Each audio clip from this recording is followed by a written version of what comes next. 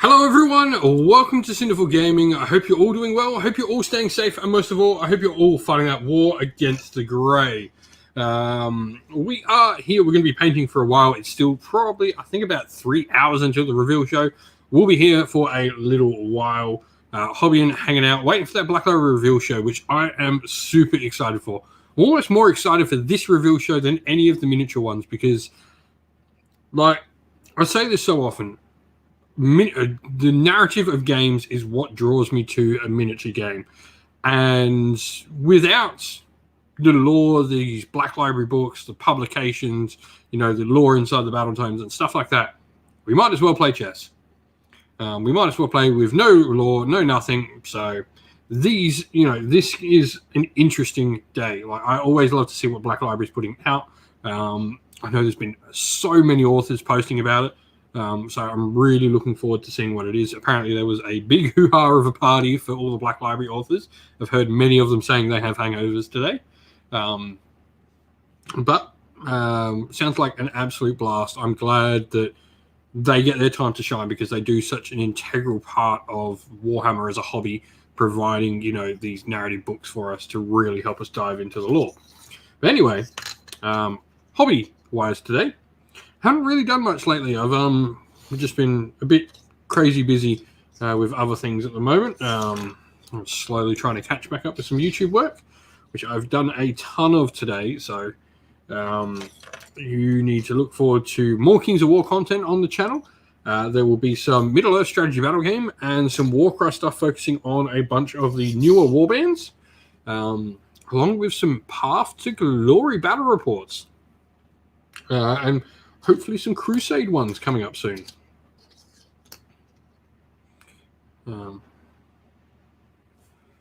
Revan, I highly doubt from a Tyrannid. I would say, there is one Day of Ascension is from the point of view of Genestealer cultists.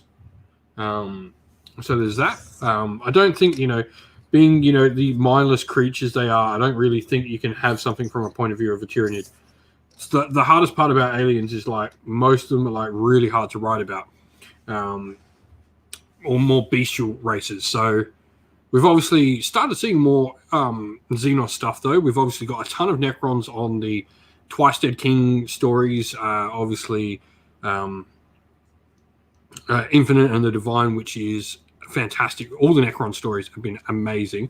And even Indominus, not the best look on the Necrons. It's very much a Space Marine Bolter-born novel, but we've got that. And then you've got Day of Ascension, which is Genestealer cultists. We've got plenty of Eldar stuff. Gav Thorpe is a massive Eldar stan, so lots of stuff there. And we've got the Tower with the Farsight series. And we've got some Dark Eldar books as well. I assume we're probably going to see some Leagues of Odin stuff. Books probably revealed today. It'd be really cool. But yeah, Tyranids, I don't think we'd ever see one from a Tyrannid proper. I just don't see how you make it interesting for the masses, because, like, while yes, Tyrannid fans may want to see that, I don't think the story writes itself. Orc books. Brutal Cunning is apparently really, really good. I haven't got around to listening to it myself.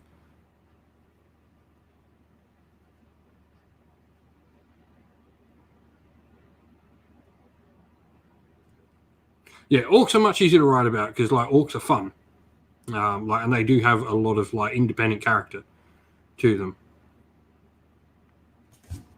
But Tyranids, like, are mindless. Like, they're a swarm. It's an entity. I think Genestealer cultists is the closest you're going to get to getting, like, a Tyrannid perspective.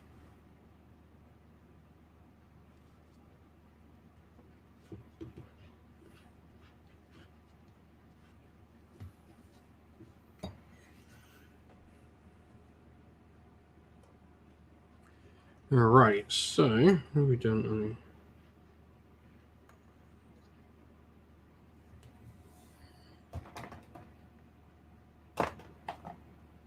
What do I need first? Tuscarora. Taking one of my browns. Tuscarora brown.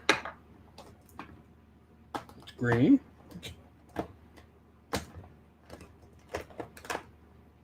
Brown same.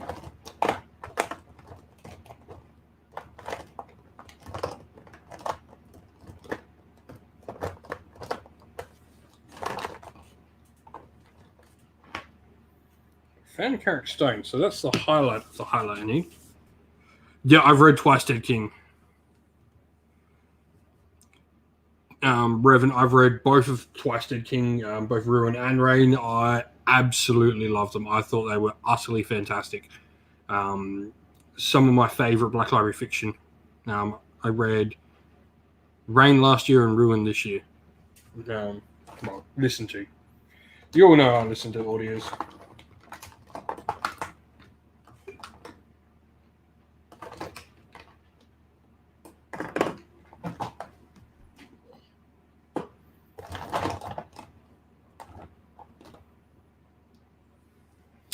Can I find the actual paint I need?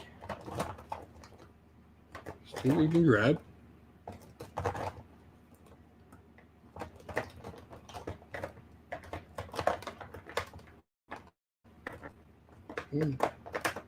Logan's there. Very single paint I want. I'm trying to find a paint. In my pile of paints I've been using for this color scheme, and I just can't seem to find it. Is this the one? No, it's distracting. That's a green. Mornfang brown. It's still not Tuscarora. It's still not the brown I need.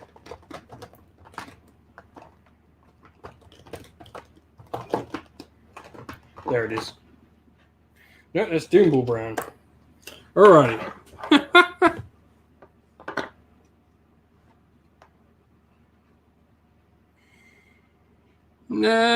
Yeah, see, that's a very different thing, though. Like,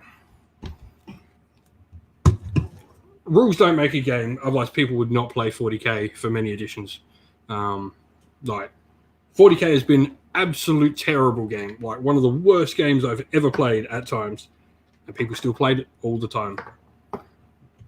Why? Because they're attached to that narrative. Like, 40k is the perfect point of narrative will sell a game, even if the game itself is dead awful. Like, for all the people going out there that say 40k is too complicated, 40k is this, 40k is that, it's still the most played miniature game in the world. And even by casual fans. Because of that narrative at the background. Finally found it.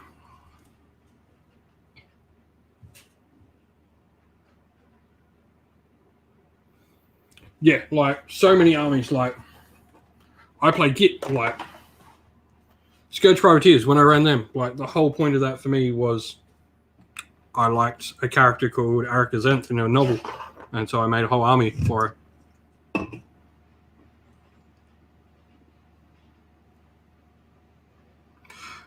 More people in a competitive sense started playing.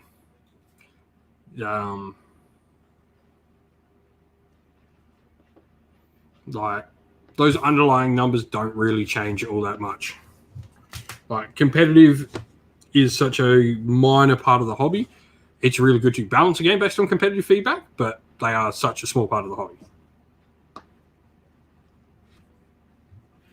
Like,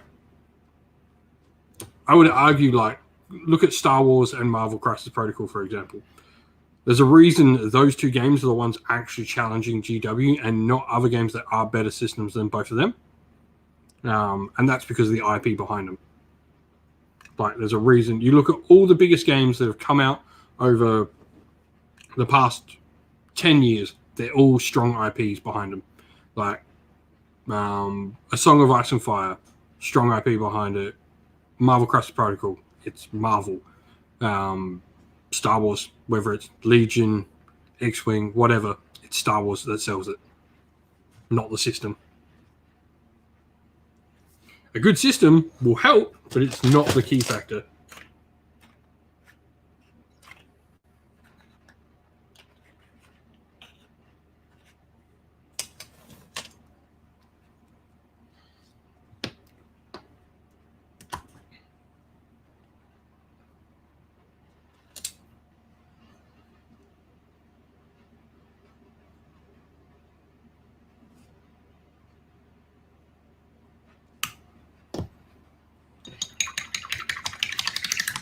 Like, good rules will certainly help, like, without a doubt.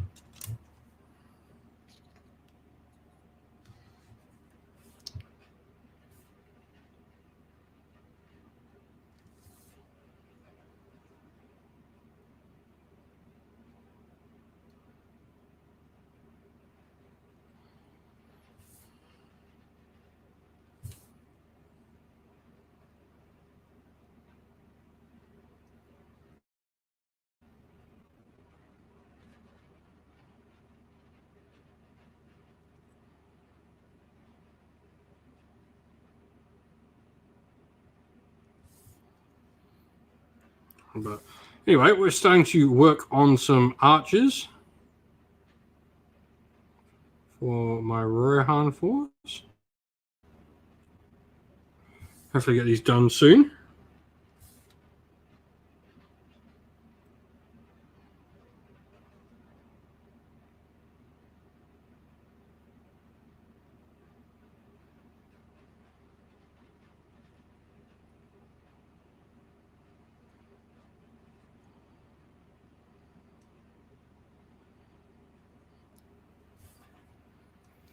But what hobby are we all working on today?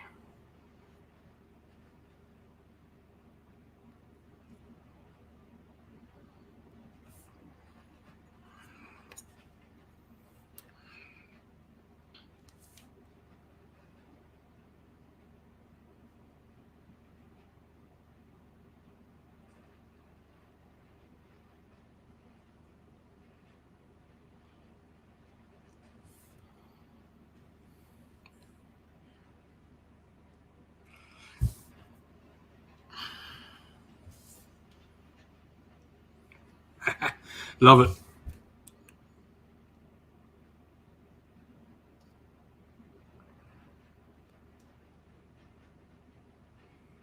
Oh, hey, Henry, painting your first ever army. Awesome. Slaves to Darkness for Age of Sigmar. That's awesome, man. Welcome to the hobby. What got you set on your Slaves to Darkness there, mate?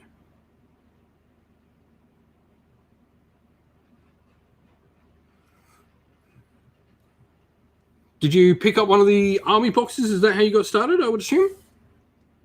Or just picked up some random models at the moment?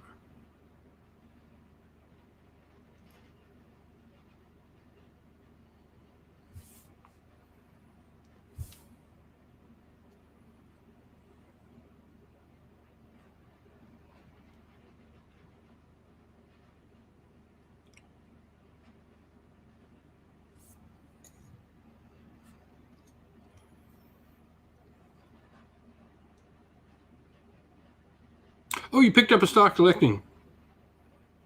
Nice, yeah. Slaves to Darkness. Chaos Warriors are just such an iconic look of Warhammer for me. Like, if you were having to put, like, Warhammer Fantasy and say one iconic look from Warhammer Fantasy, it's the Chaos Warrior.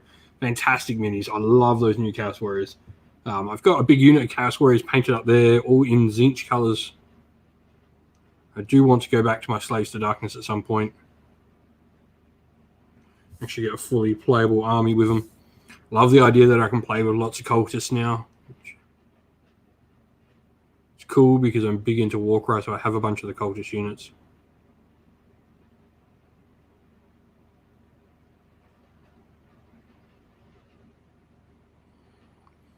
Revan, I actually didn't end up getting any battle forces. Like, none of them tickled my fancy, and for me, like, the issue was I had the cash there, and they were competing with a Warcry box set, and Warcry is going to win that every day.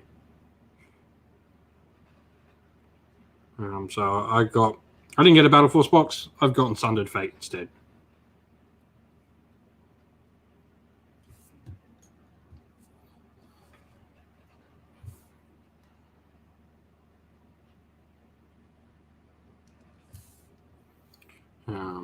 But yeah, for those who don't know and are joining us later, we are going to sit here and paint and hobby and chat for the next few hours while we wait for the Warhammer community reveals.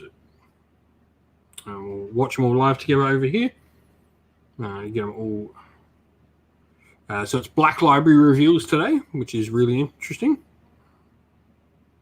Looking forward to seeing what stories we got to look forward to.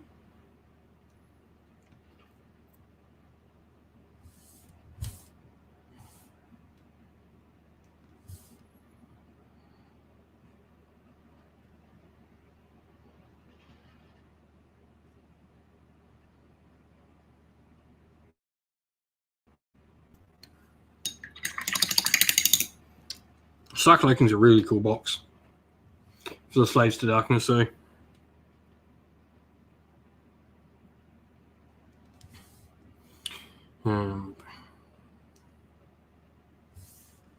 Just realised I haven't painted. Just did 3 of the same model. No worries, Revan. You make sure you get what you want.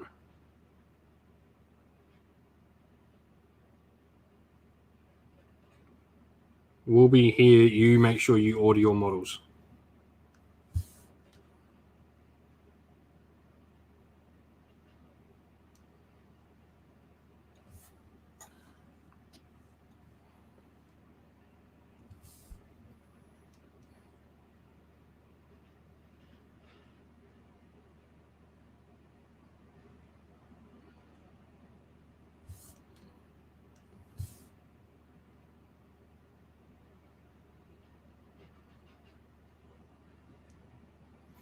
Revan. So, yeah, what I responded to that with was, unfortunately, I didn't pick up a Battle Force this year. None of them truly spoke to me on anything I really wanted.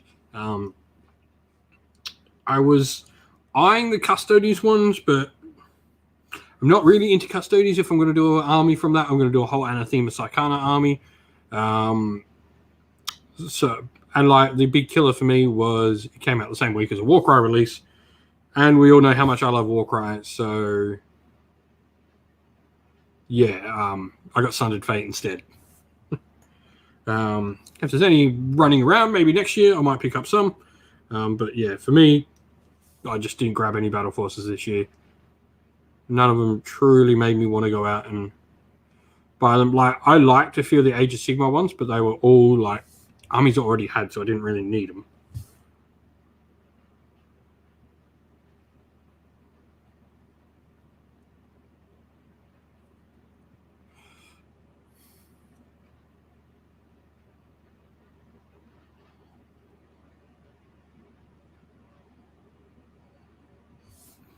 Yeah, my hobby funds have been cut back. Or saving up for a house at the moment.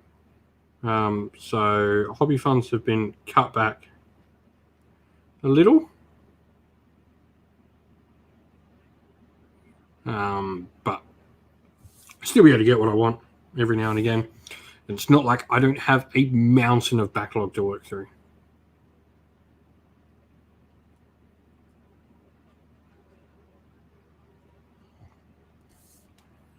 So we'll be trying this next year to really probably clean up my backlog entirely. Or at least quite sufficiently.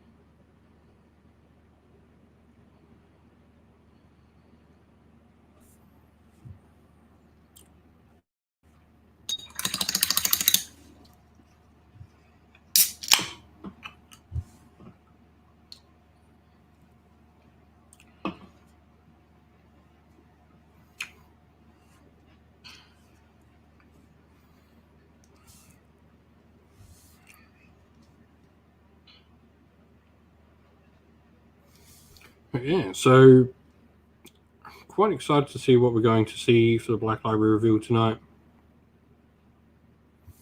It's like right up my wheelhouse of what I enjoy.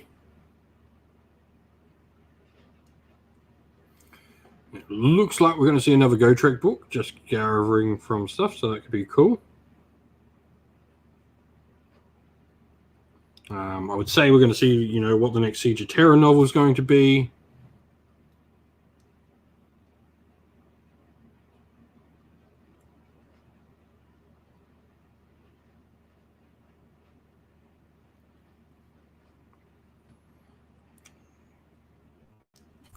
Wish list for iOS and 40k. Well, I'm a very practical sort of person when it comes to wish listing. I would love to see. Actually, I don't want Crusades to come next year because I just wouldn't have the spare cash to drop on that force that I want.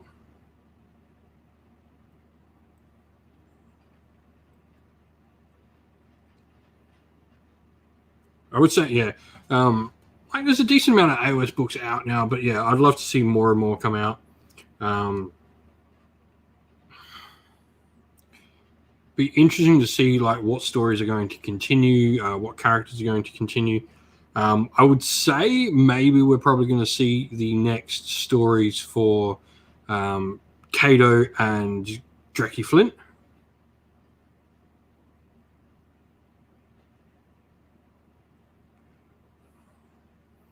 I would say that's probably a good one. They would probably, yeah, I think that would be a good shout for AOS, is probably see what Kato and Dreki Flint are doing next.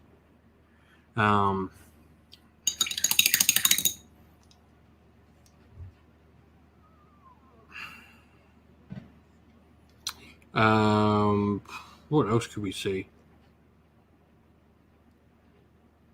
Yeah, probably another Go Trek story.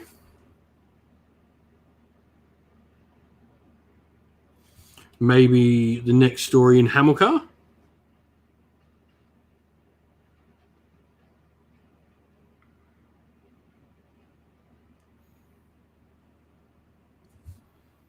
I'll tell you what story I want to read. I want to listen to. I want a story. I want to know what's happening with Vandus now.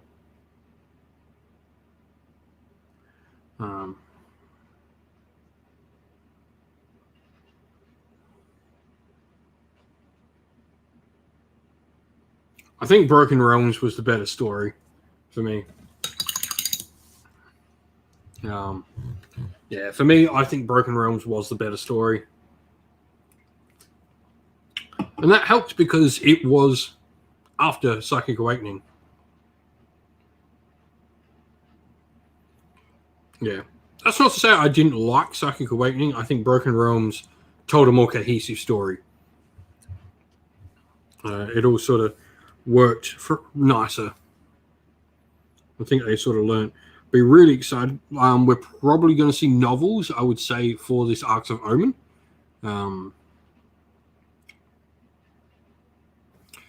Hopefully good. Apparently they're not sticking army special rules in them. Apparently there are only ways to play, which I think is fantastic.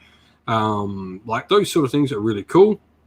Adding boarding missions and just adding extra ways to play, adding extra narrative, not containing the rules for characters so. The datasheet will be free to download, I know, for Mr.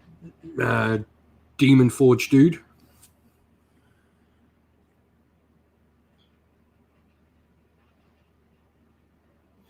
So I think they've learned from the other ones of not putting rules in them.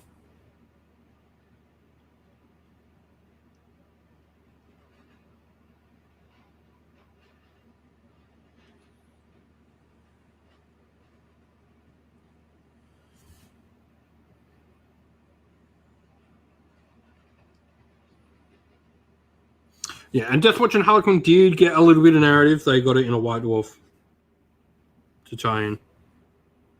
And Deathwatch sort of are in Psychic Awakening because you did get the Inquisitor from the Ordo Xenos in the last one. Kyria Draxus.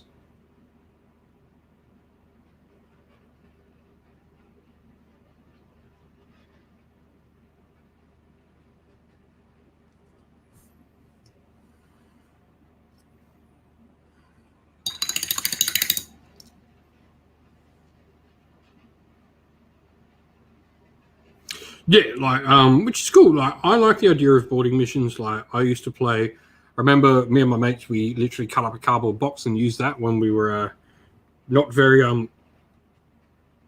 I guess rich, or in some way when we didn't have money, we literally cut up cardboard box and like we put down little sections. It was a lot of fun. I remember those games and they were so much fun.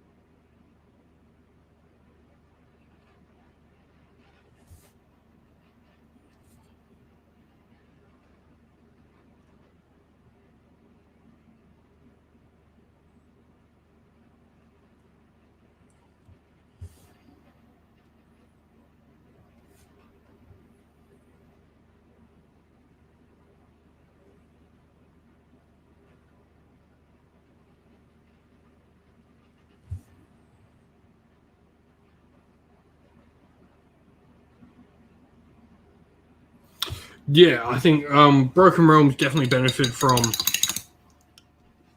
instead of having every army need to be represented, it focused on parts.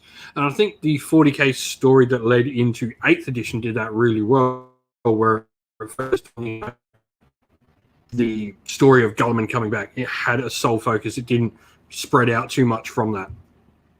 I think that was definitely Psychic Awakening's problem, is to try to include everyone when, honestly, some people just need to not get something in it.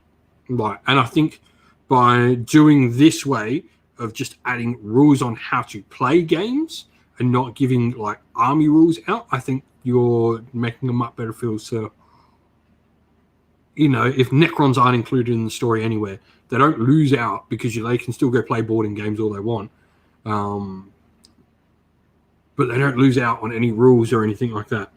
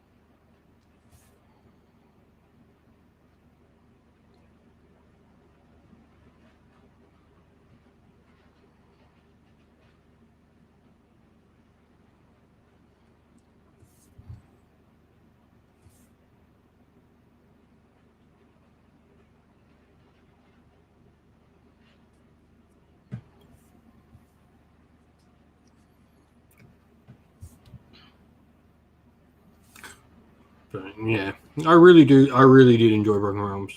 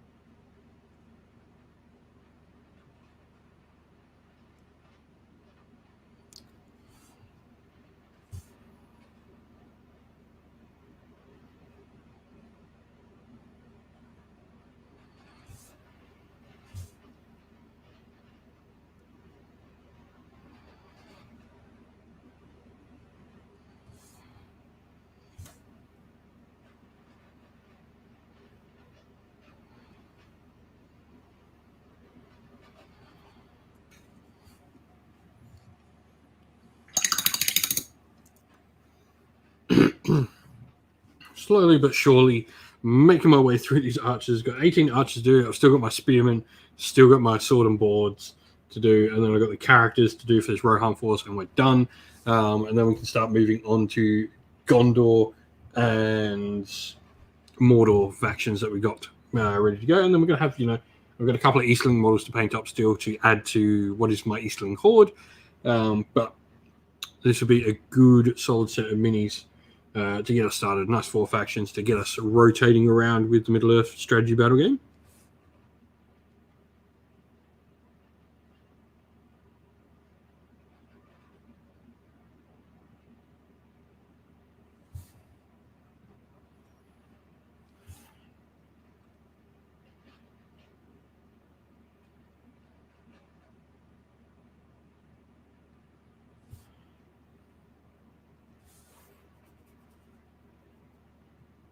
Ooh, nice. That's a good.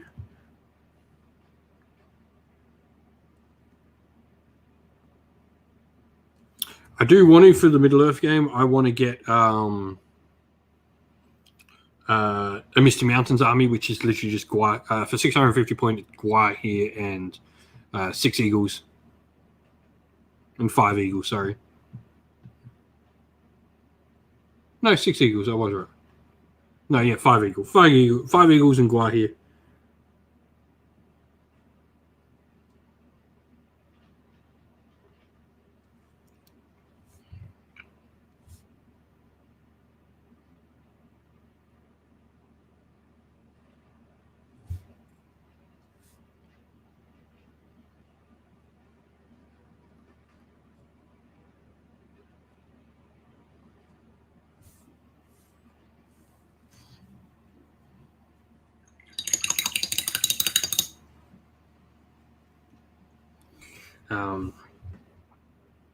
There's a bunch of, and then I want an Ent force because I love tree people. What else will probably be on the list as well? Lothorian Forest. Get my favorite Middle-earth character in Howdir on the table.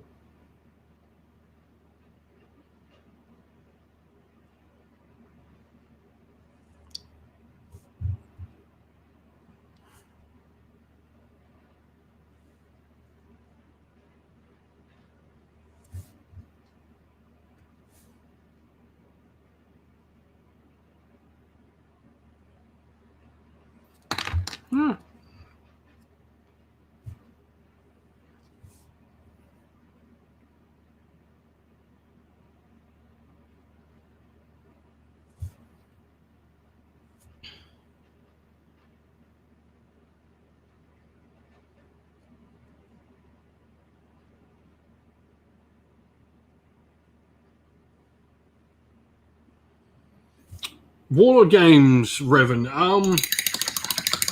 I'm honestly not big on historicals a lot, especially not like modern warfare. So anything World War, American Revolution does not interest me at all. The only really Warlord Games one I've looked at that has interested me is Hail Caesar. I'm interested in Hail Caesar. I like medieval stuff. Doesn't surprise you enough the fact that Age of Sigmar is my primary game. I like things like Lord of the Rings, Elder Scrolls, and all of that. I'm much more a fantasy person than I am sci-fi. It's not to say I don't like sci-fi, but I much prefer fantasy settings. So yeah, Hail Caesar is definitely interest to me with Warlord Games, but that's probably about it.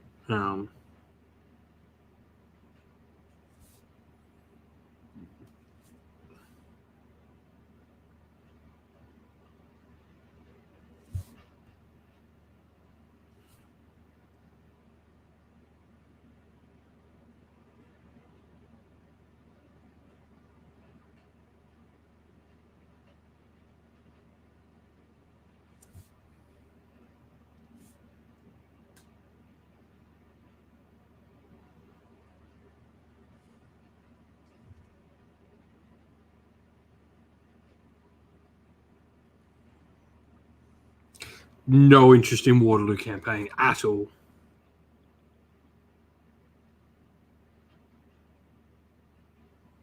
Like, yeah.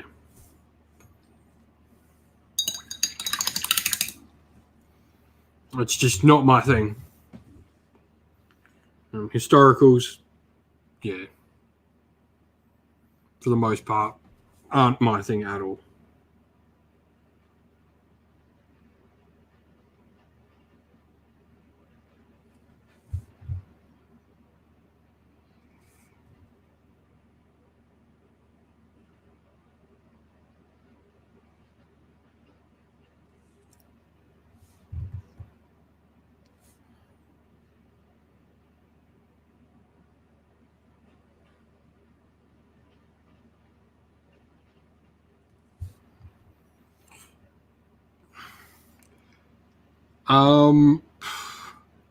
I'm interested to see where Turnip goes with having its own models made. Because it's one of those games like I don't mind miniature agnostic games, but Turnip like because it had like a certain look and a feel, it just it never sort of struck me as something I'm interested in.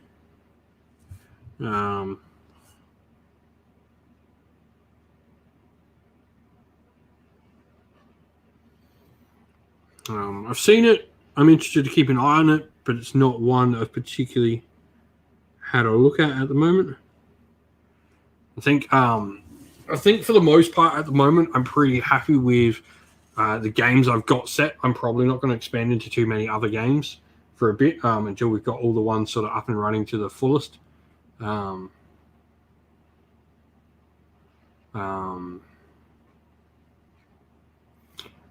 Set that we've got. So, I've still got like plenty of Moonstone stuff to bring to the table.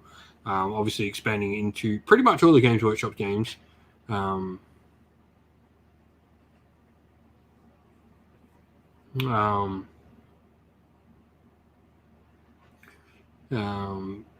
a few others.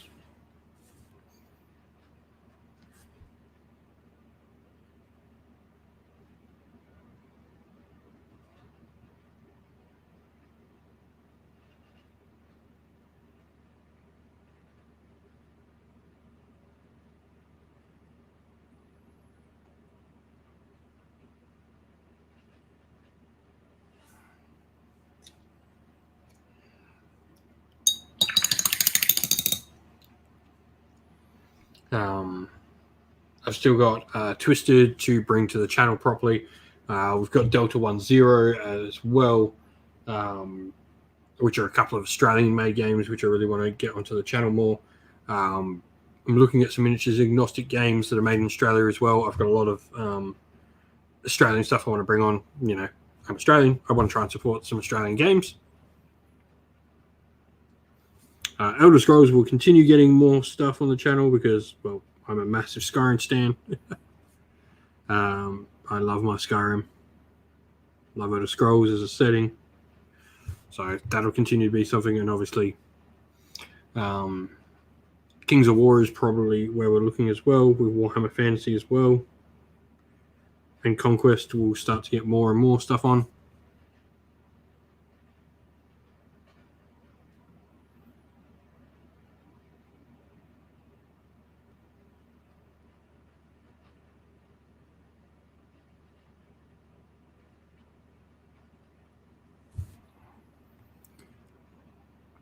In 2023, I would like to have all the games I've got in my room up and running. So that includes Marvel, that includes, Twisted and Delta 10 and all that.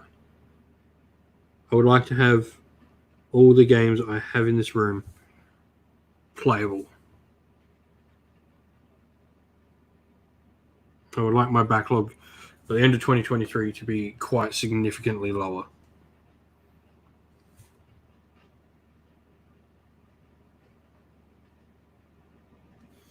Come start of next year, I will only be buying paints and hobby supplies. I will not be buying any new models in the new year.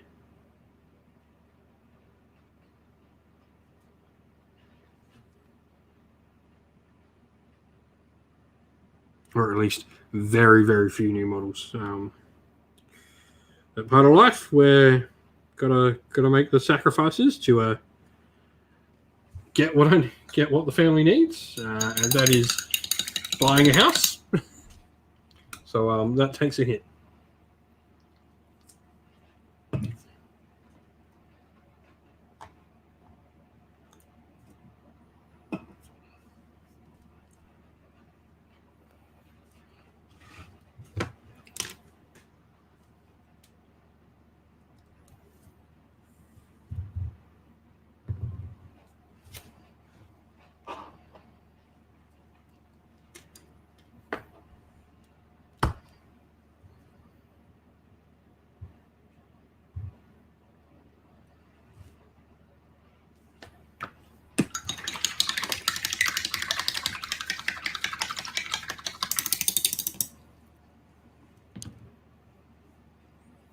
think we hit the start. We hit 10K this year. Unfortunately, just due to being sick, it's not continued on as much as I would have wanted. But like numbers have steadily improved on a lot of the stuff for the channel. I'd love to hit 20K next year. Would be a big goal. And just push on with the channel.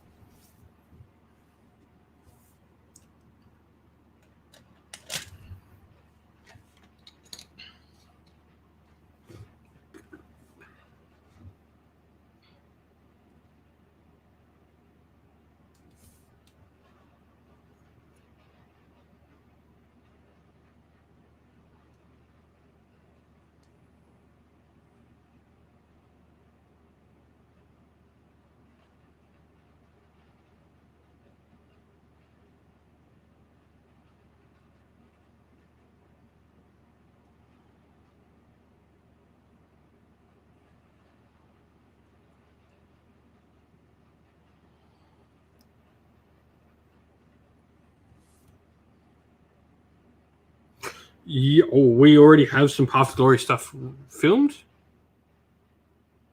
It's a matter of getting that put together. It's just a matter of getting that put together now. So, and we'll be recording some Crusade stuff soon. So Path to Glory and Crusade most certainly will be on the horizon for the channel soon.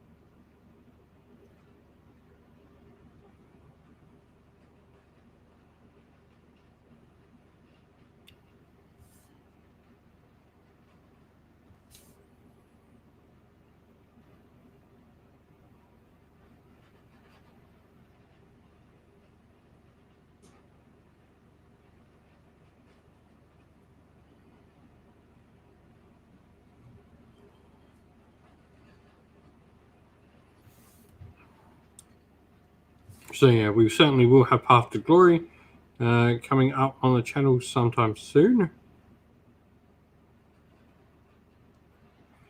And yeah, Crusade will not be long after. We'll also be looking at Warcry campaigns.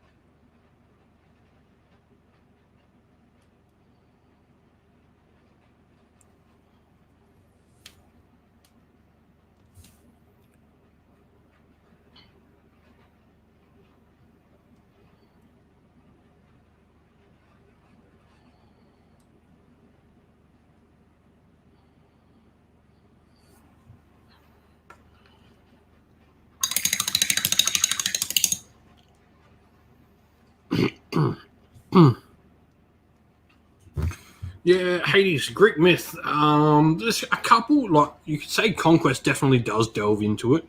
They probably will be with the city-states, most certainly, which will be really cool to see how that sort of goes.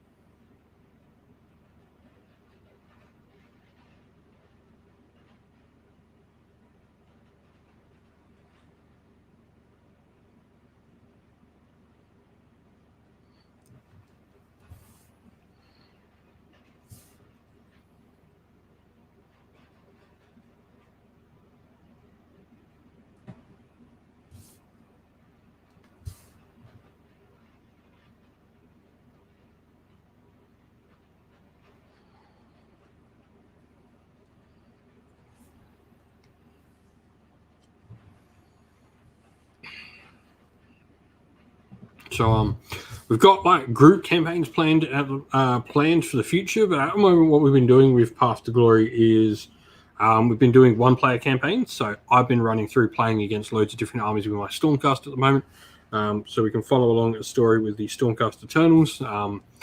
Just showing off all the different campaigns and stuff like that, the upgrades and stuff like that you can use for Path to Glory. And we're going to do one with the ogres sometime soon as well. We're painting up and just finish up the last couple of ogre models I need to do for that.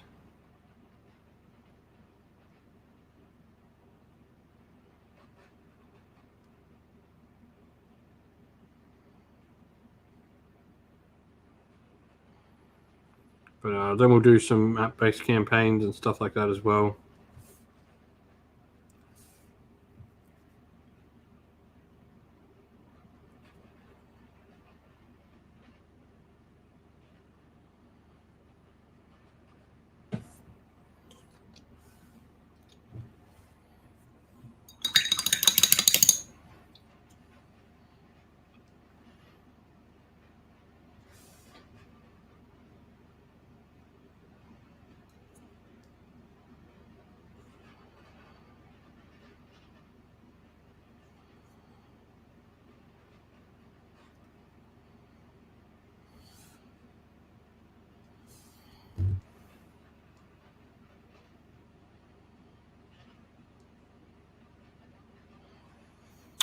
It really depends what you're going for. Like, I think those boxes are rather interesting. I would say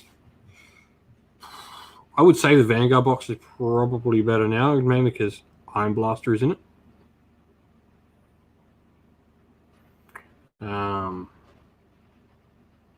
They are really good at the moment, but it's a tough one between the two on which is actually better out of the two.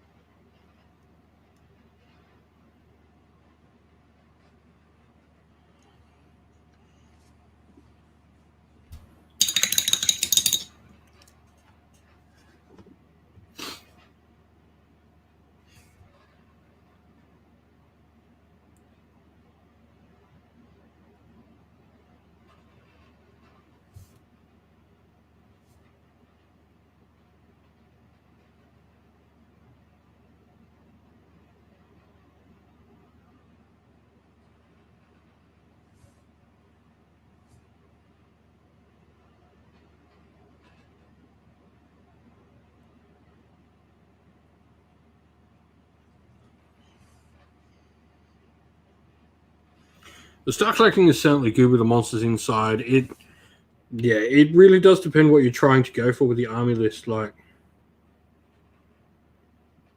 I think both have some pretty good pieces in them.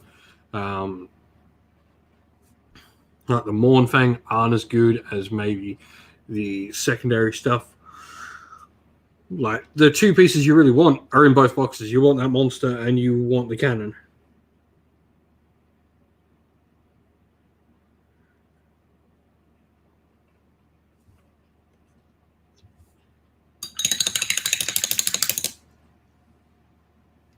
Back in just a jiffy.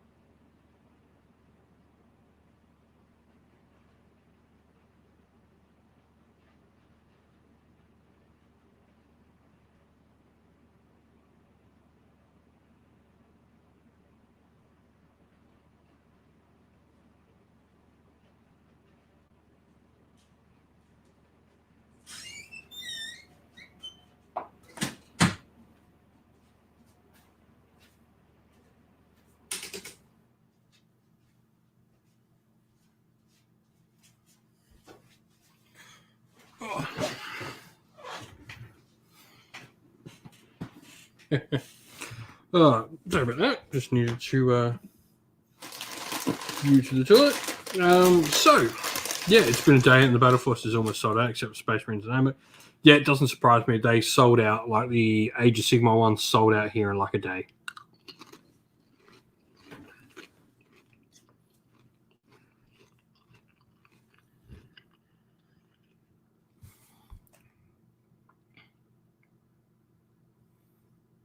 They will be limited, very limited stock.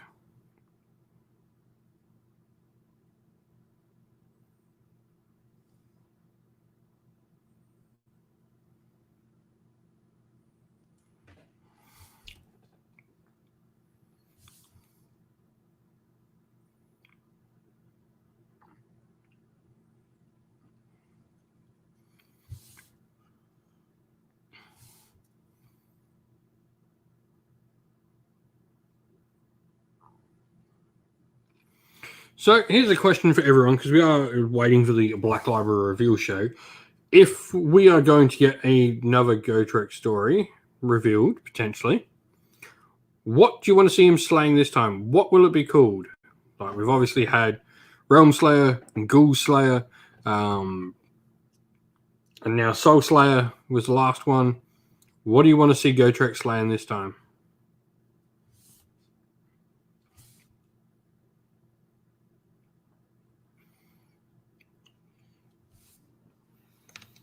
We could maybe see Bone Slayer. It won't be Stormcast Slayer. Yeah, but don't mean you're right on the same path. Bone Slayer. Yeah, exactly where I was going.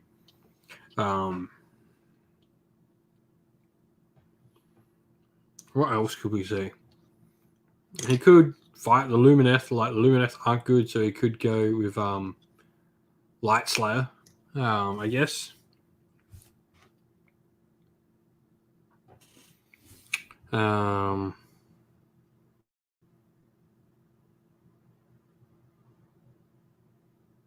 Orc Slayer.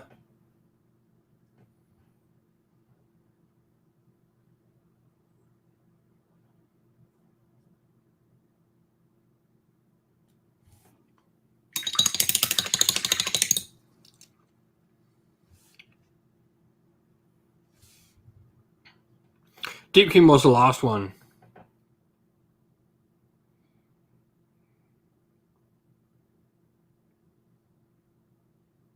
Deepkin was the last one in Soul Slayer.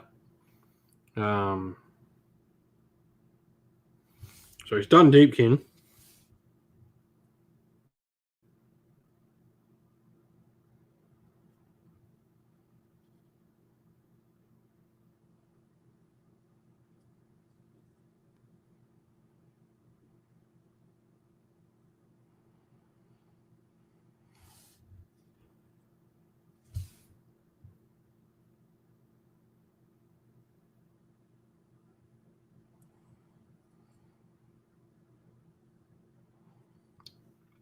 Gargant Slayer certainly could be a thing.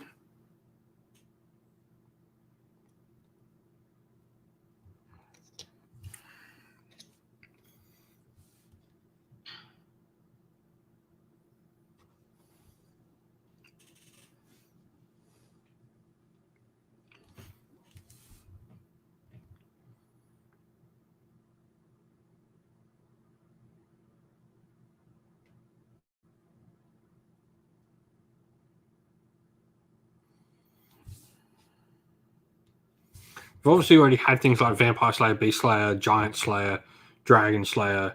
So it'd be interesting to see like how they maybe reuse those sorts of stories.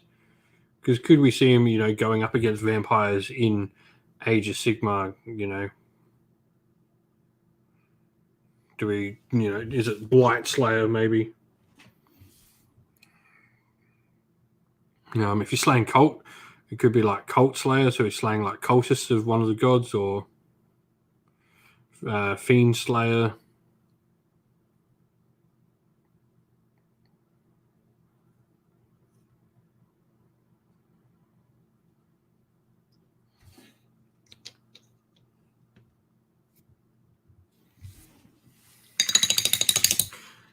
No, Nighthaunt would be Ghost Slayer, wouldn't it? Right. Or Spirit Slayer.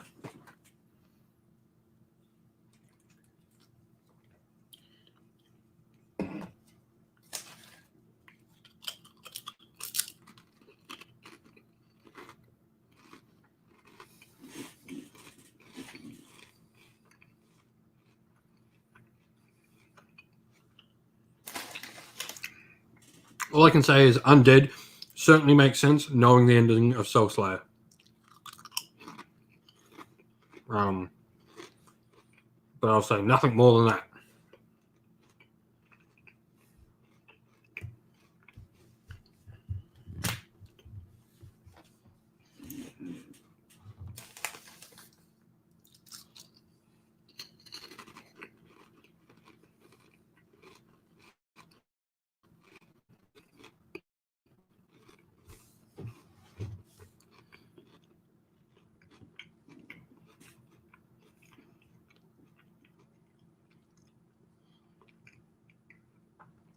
He could go get in a punch up with Marathi, maybe, and be like Serpent Slayer.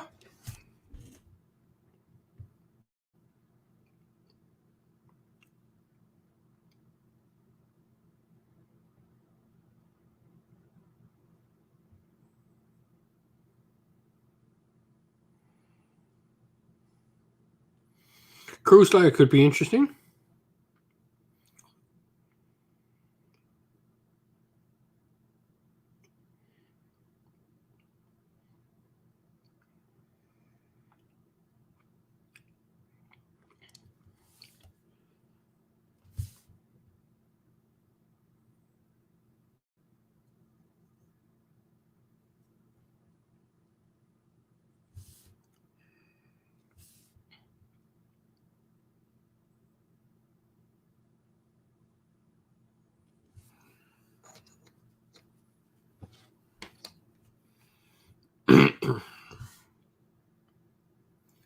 Now,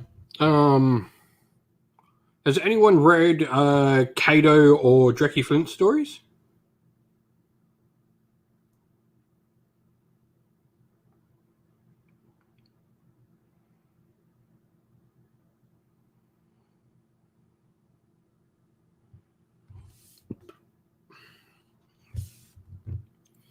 I'll be really interested to see where we sort of go with both of them next, Kato and Dreki Flint. I would hope they would get new stories maybe revealed tonight.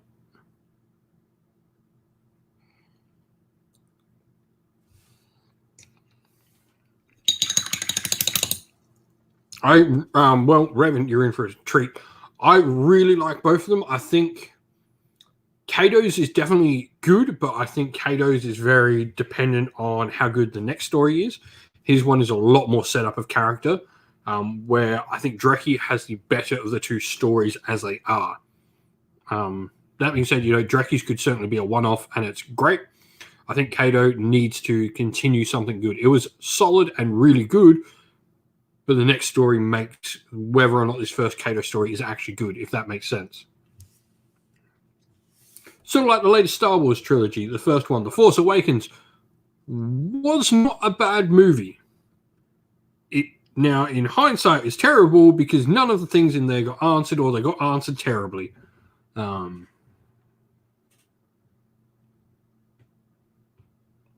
know.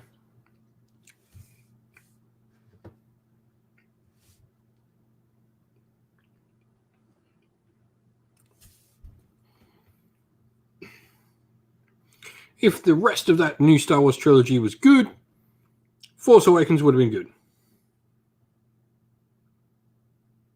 And I think Kato's story definitely has that feel to it, where it needs a good follow-up to make that first book really good.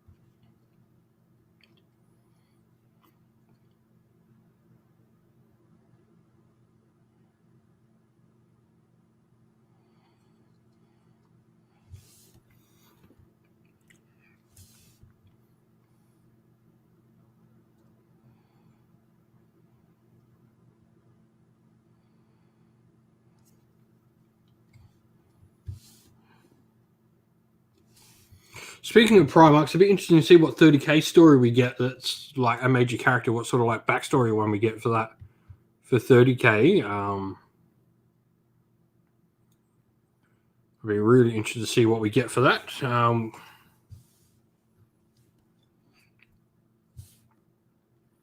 Quite interesting to see what we get for 30k from the reveals.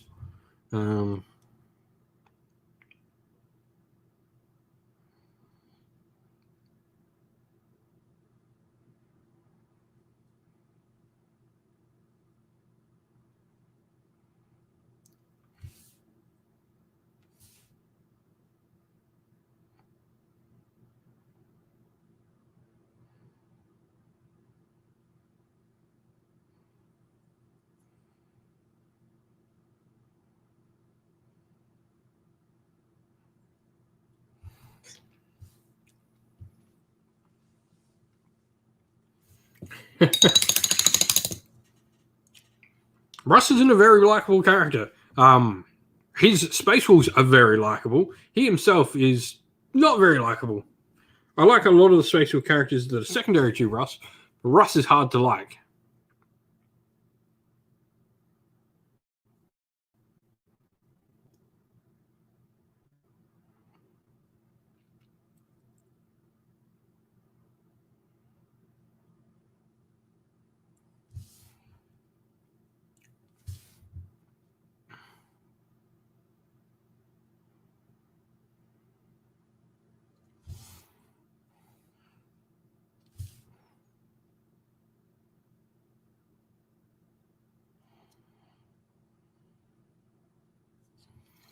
I mean, my favorite Primarchs have got their stories already in.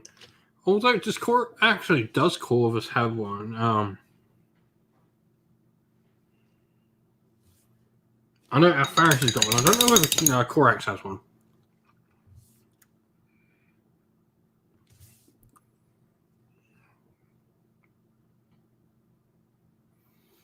I really like Sanguinius. I'd love to see like a story about more about Amit.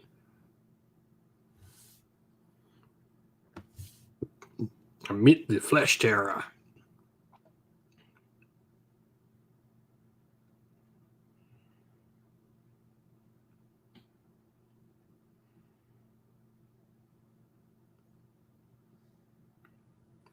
You want the Scouring. I definitely think once we're wrapped up Heresy, I think the Scouring will certainly be where they continue the story. I'll tell you a 40k lore area I would love explored in a big war. I would love like the whole Gog Vandire saga, the Age of Apostasy, explored where he sort of takes over, and that's the birth of the Sisters of Battle as well. I think that would be a really fun story to have written.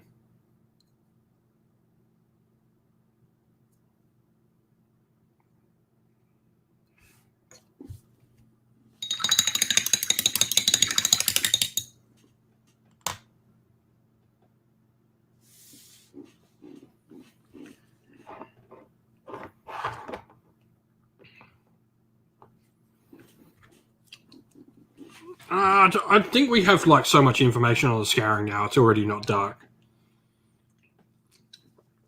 But eventually, they're going to tell all these stories for 40k.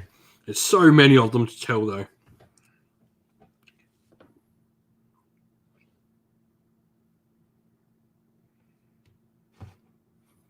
But yeah, I would love to see Age of Apostasy. I think that'd be really cool. Black Templars and Imperial Fists and a whole bunch of Imperial Fist successors rooting out Goj Vandire out of Terror, and the Sisters of Battle, fighting alongside Goj Vandire until they realize that he's the bad guy.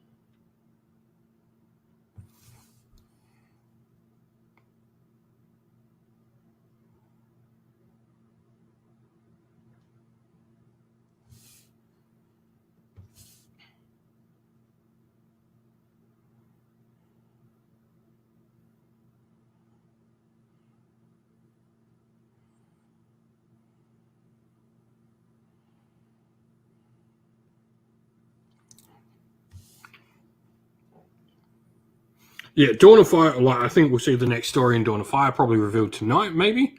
Like that, I think is probably a given. I read the first one of Dawn of Fire. I'm sold on it as a series, so I look forward to seeing what's next for that.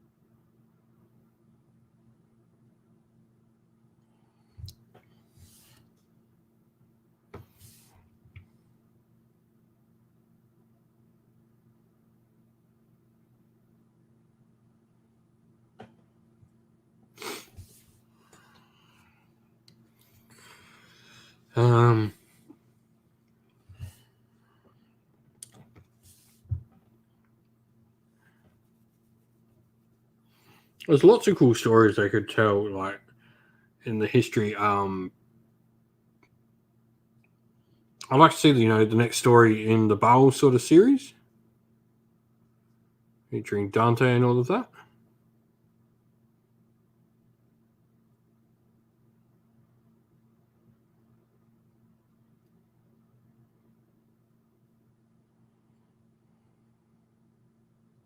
Oops. And the rest for these is the boots.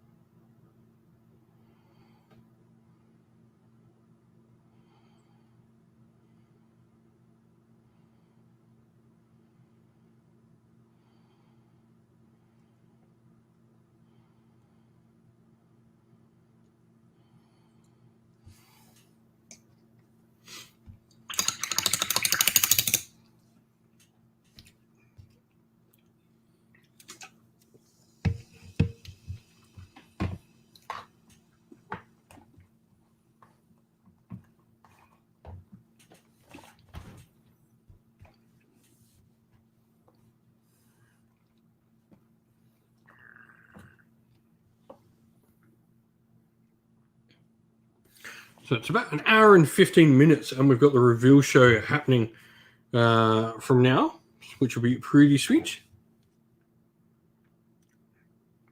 I was reading Sydney time. Went half an hour in front of them, so.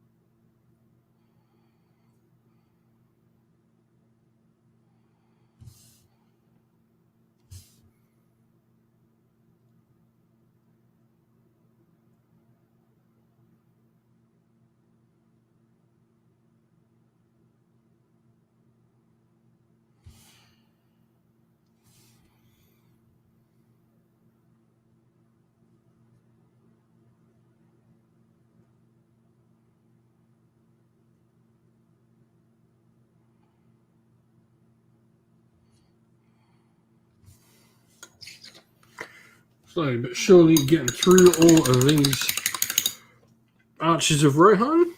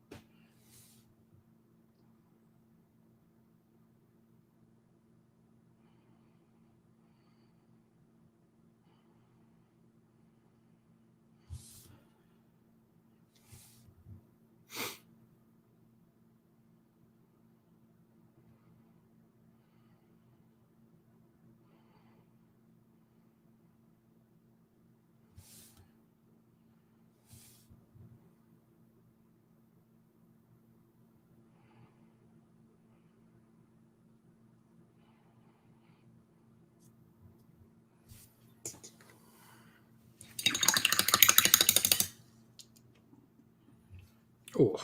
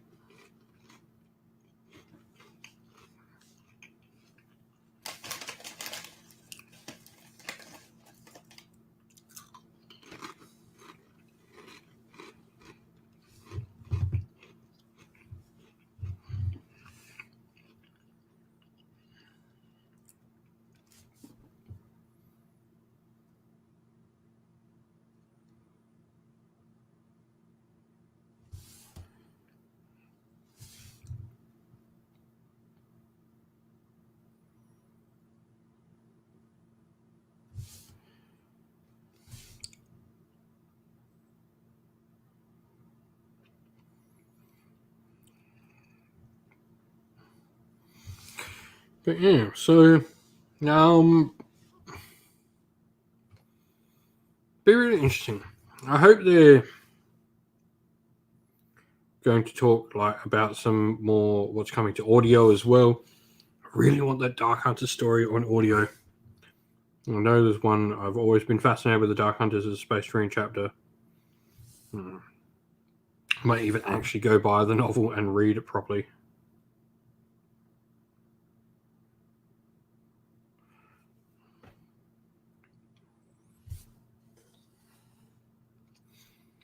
I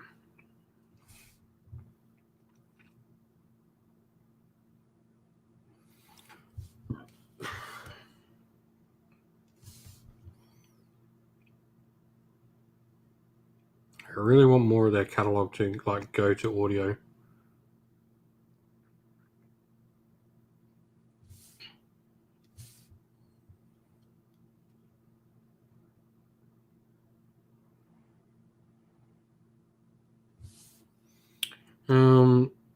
What am I? So what am I? What would I love to see?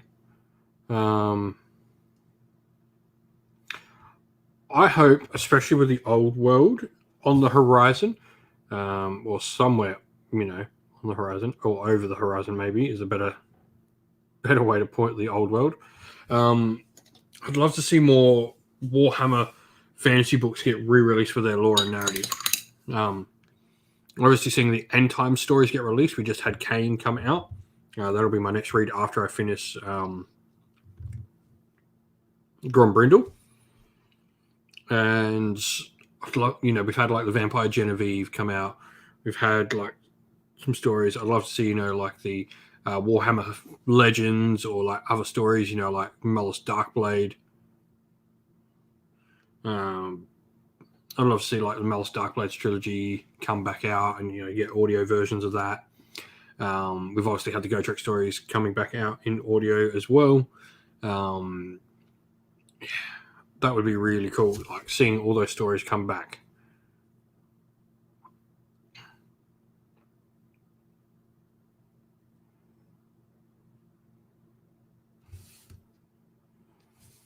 Seeing like Knights of Bretonnia or Witch Hunter or Thanquol's trilogy.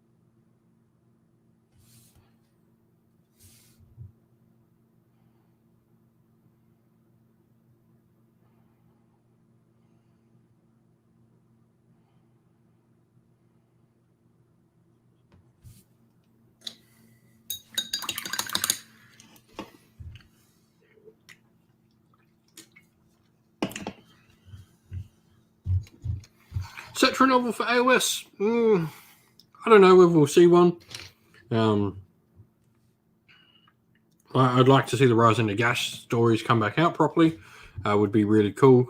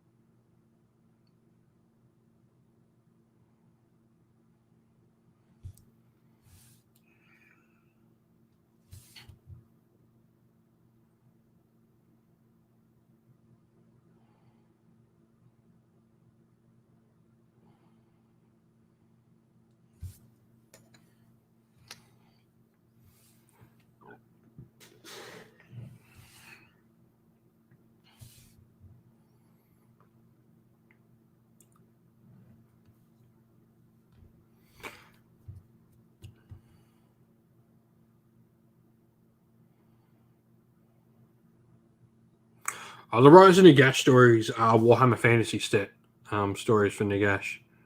So I'll be really interested to. I hope they come back out. I hope we get those sort of stories again. Warhammer Legend, like the Warhammer Time of Legend stuff, I would love to get audio versions of. So I can actually have the time to listen to them again because I loved so many of those stories. The Black Plague, the Rise of Sigma, the Great War Against Chaos, War with the Beard, quite a few of them. And hopefully with, new old world, hopefully we get stories about Cathay. That would be really cool. I don't think we're going to see that here, but it would be really cool to get a story about Cathay.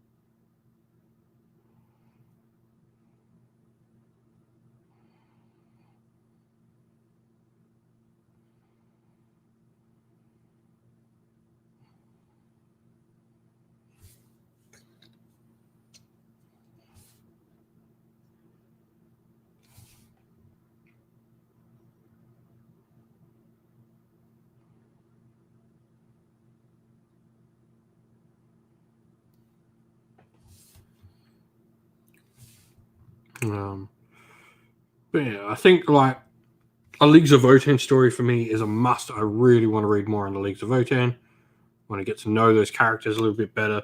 I think that is probably one of the big ones I'd love to see from today. I think we desperately need something on the Leagues of Votan, like story-wise. I'm surprised we didn't get a launch novel with them. Like, brand new faction. I'm super surprised we didn't get like a novel to go alongside the Leagues of Votan.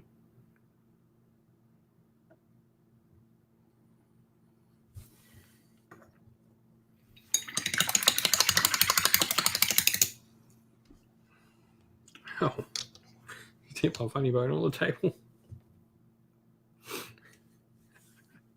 Ow.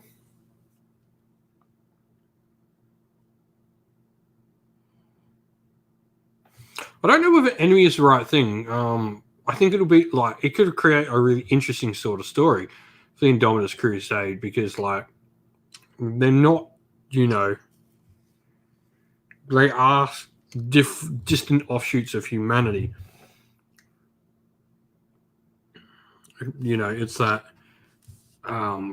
Yeah, there'll be a really interesting sort of story to tell there, I think.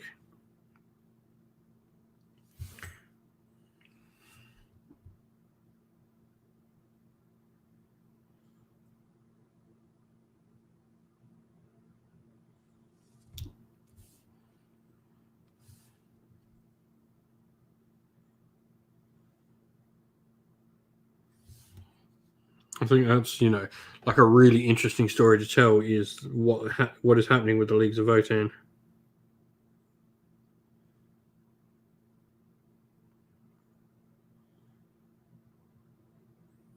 Like, what are those meetings like between the Imperium and the Leagues?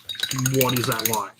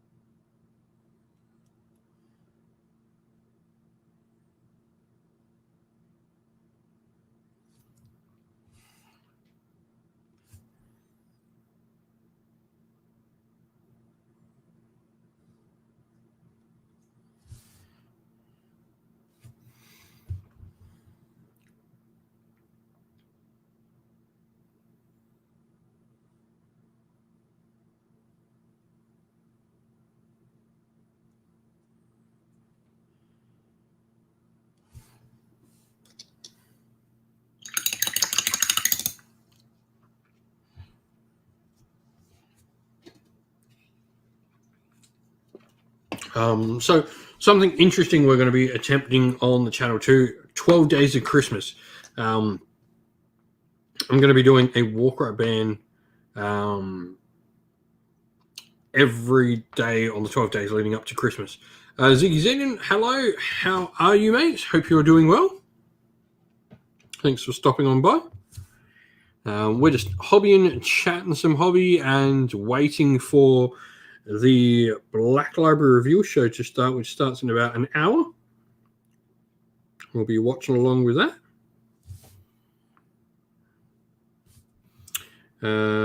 But yeah. So yeah, like I was saying, we're going to be doing a 12 Days of Christmas. I'm going to attempt to paint a Warcry warband every day for the 12 days leading up to Christmas.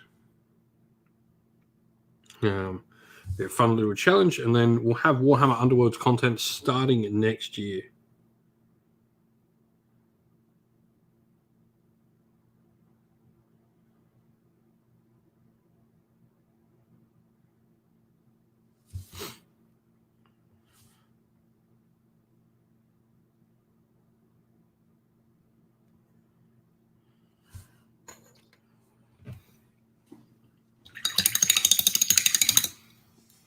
If you are watching, don't forget to drop a like on the video. It helps more people come find us and come chat.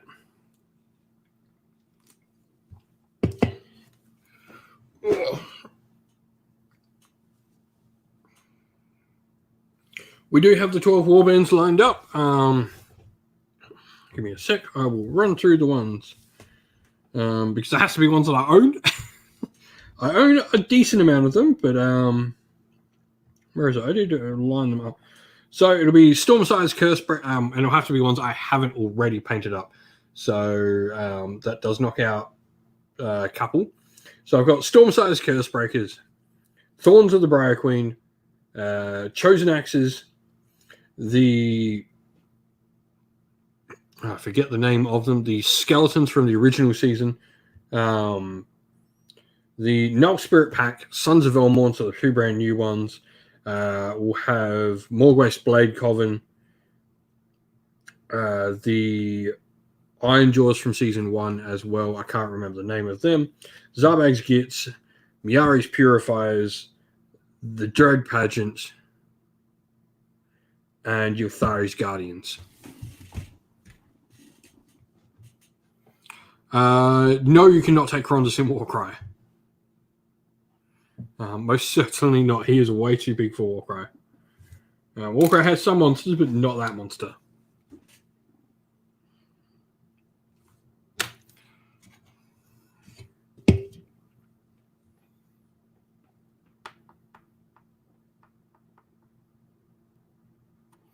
Yeah, I know the name of this normal 4chan. I've just written them down. I know what I mean on my list. But yeah, that'll be the list of stuff. So it'll be a mix of stuff that I've got throughout the different seasons. So I've already started painting or already have painted a few of them.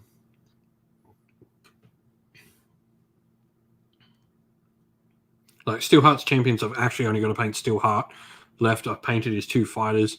The Beast of Chaos one, I like 3/4 painted. I painted half the warband for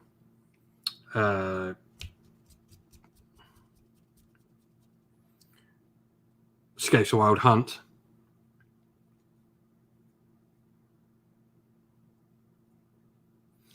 So yeah, there's a few that I'll have to do still, but yeah, that'll be the aim, and then we'll probably be doing a decent amount of Rivals format on the channel for that mostly.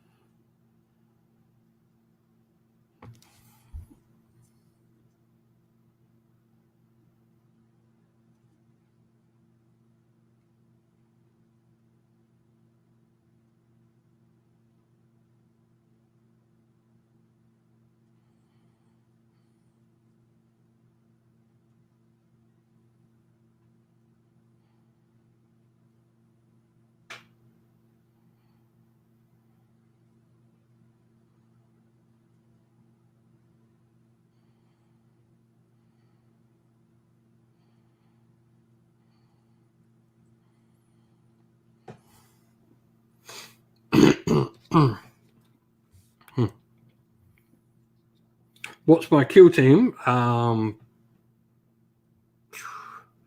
Favorite kill team? I haven't got really a lot started for kill team yet. So I can't really say if we've got anything planned for like anything. Kill team is one of the ones that's sort of in the works, but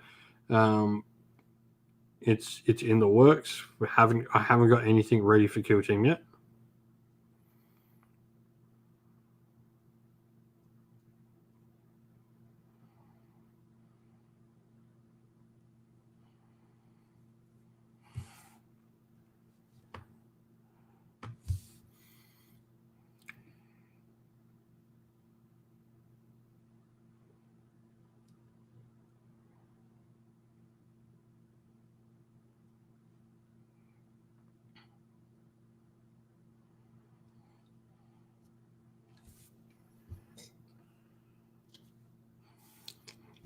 So yeah, haven't got a lot ready for kill team yet, so don't really have a kill team settled on.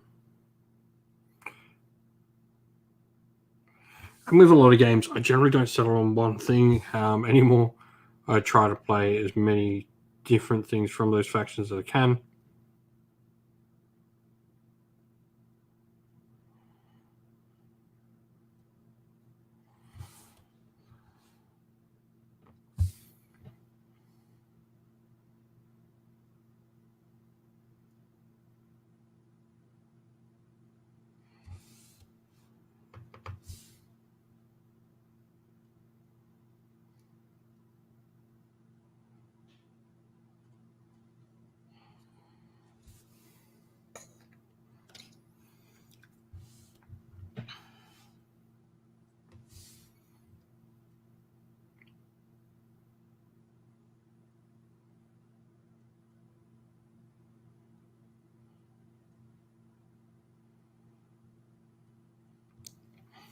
If I had to pick a couple of kill teams though that I really like, out of the models, like I'm definitely obviously the Eldar Corsairs are definitely something I like.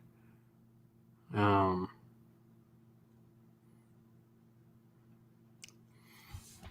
that I do like the Krieg and the Imperial Navy breaches are really cool.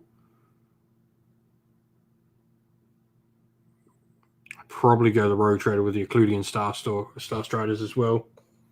Be another one that I'd be interested to play a bit more of.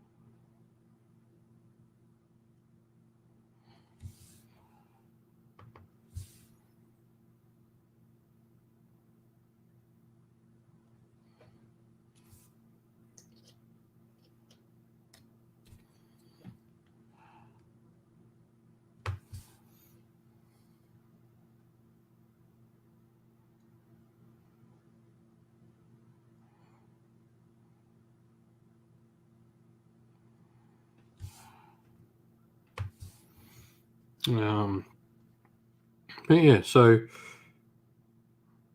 I'm certainly looking forward to getting some kill team stuff happening on the channel. It's just a matter of time. It'll be one of the games we probably work on getting on the channel on a regular basis next year. It's all a work in progress. I have Revan at the moment. Probably next year, I probably do not have the funds to put a tournament on. Like, while yes, you see your money back, it does require outlay, and that's just not something I can put out next year with things I have to do on a personal level. We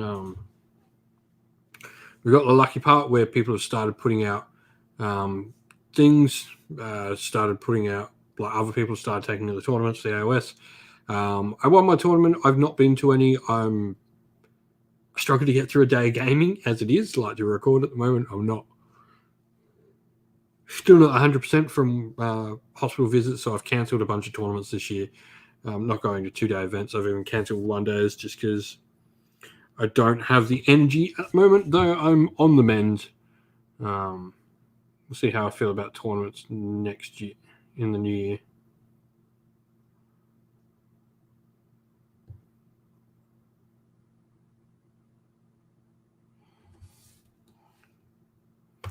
But yeah. And unfortunately, Warcry and Kill Team just aren't played as much. So a tournament for them requires outlay with probably a loss, and that's just a no-no.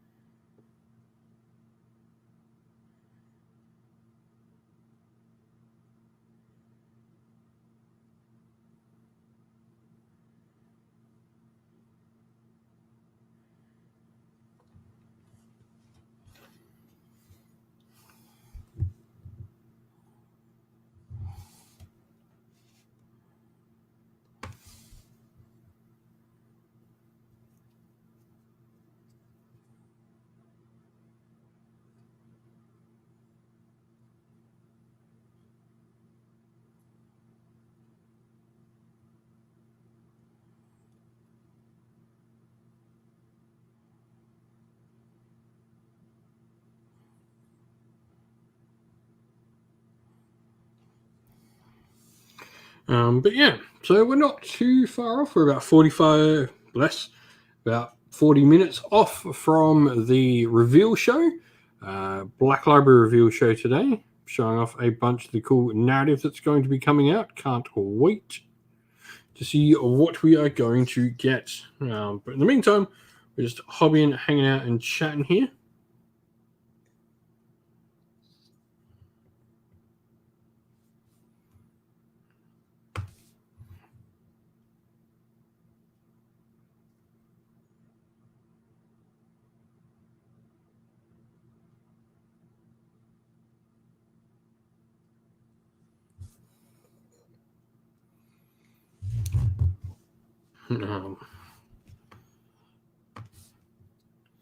And a decent amount of progress on these archers. Got should probably have all my 45 minutes. I'll easily have all my leather done. I'll probably have the hair done too, which will be nice. 3 nice stages all done and complete. Be quite a productive evening.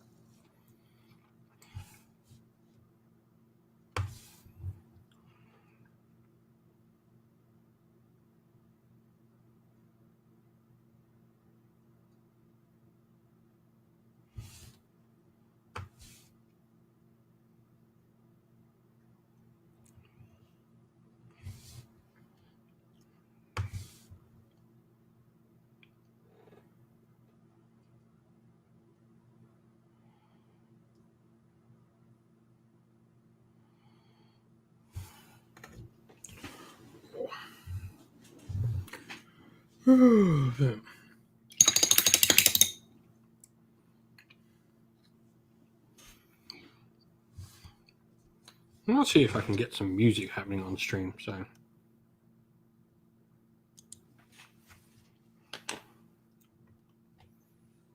I can play the music from this particular website with no issues.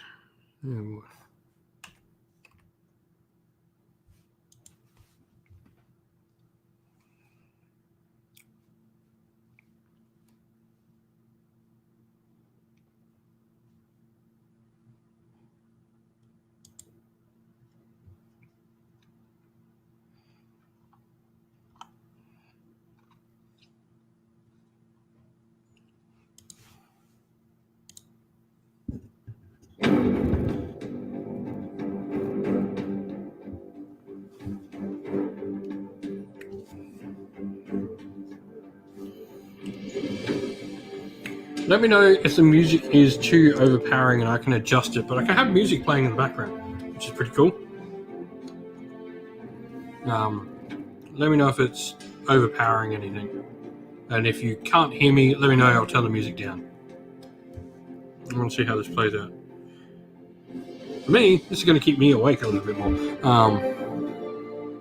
You have some nice music in the background. Some epic music as we are.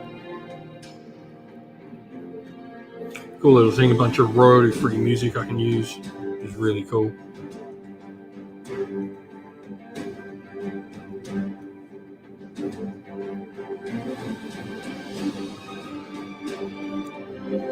So if you are listening, let us know sound-wise, up or down. Trying to see how this goes, playing music in the background. I hope it's not too loud for anyone.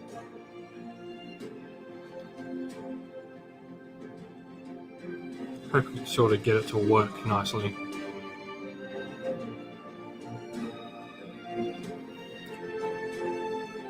Sorry, I'm sitting here concentrating. You've actually got someone to listen to.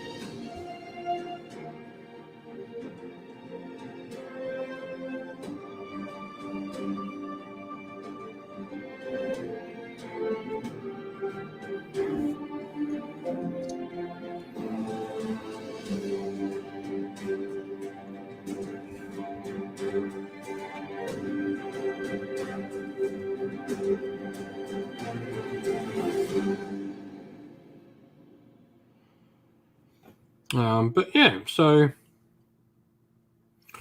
not long now, about half an hour, and we've got the reveal show happening for Black Library.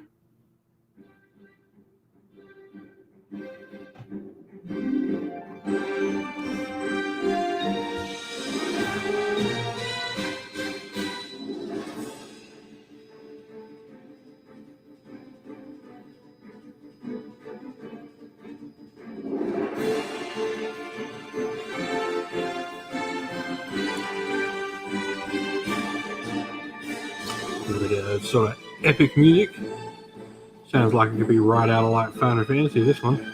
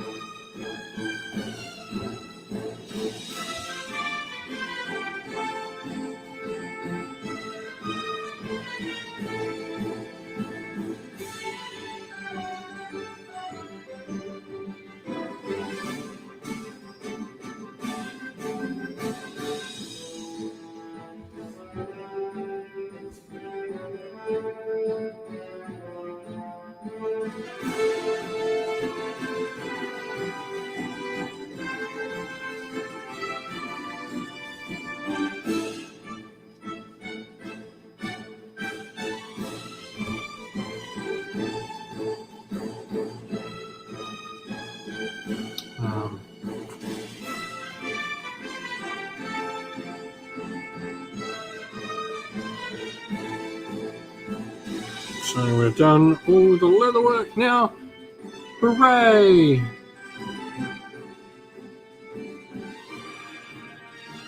Like I said, I'm trialing the music, so if you are there watching, let us know whether the music is too loud and you can't hear me, or if it needs to go up. Trying something in the background. Let's try something new. See how this goes.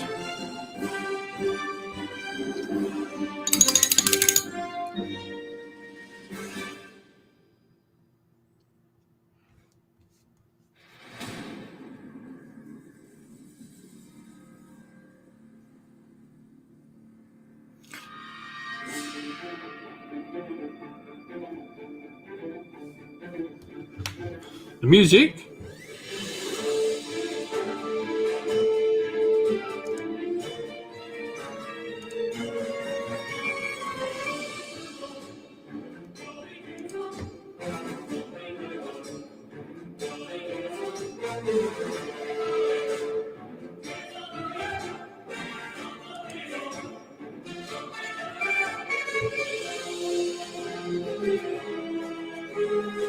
Warhammer's not loud.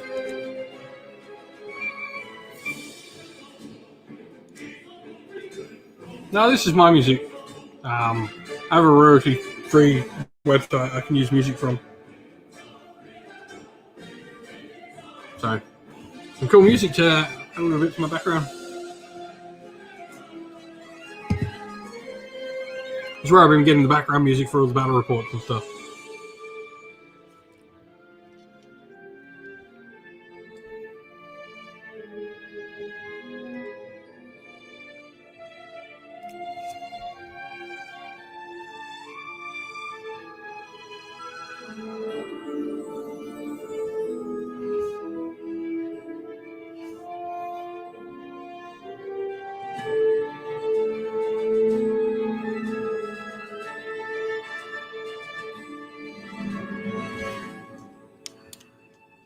So now we're starting on the hair. Carrick stone for the first layer. Relayering Carrick stone, really.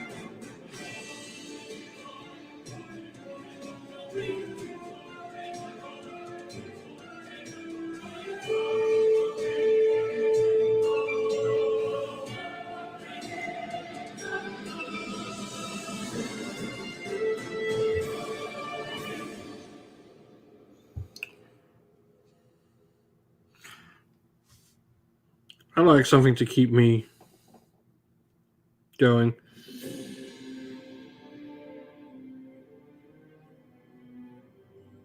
Just a little something in the background for me to keep my mind going. Mainly because normally what I paint to is audiobooks, but I can't play them here legally. That'll get me in lots of trouble.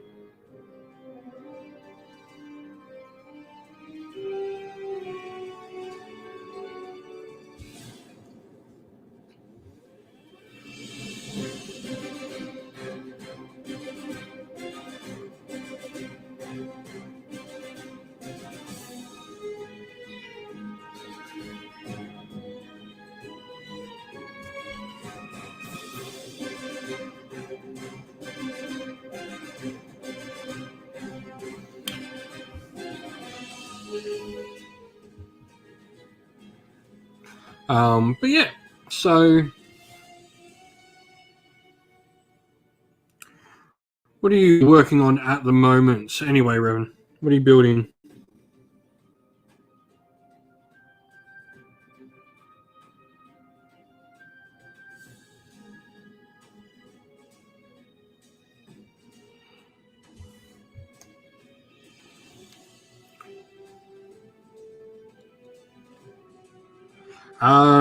So the free cover art music is on a thing called Epidemic Sound.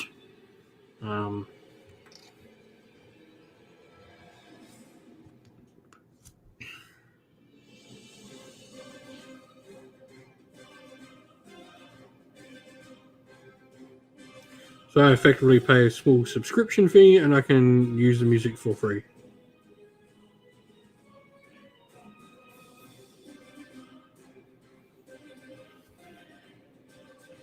Ugh, work. Yeah. I mean, I'm at work right now.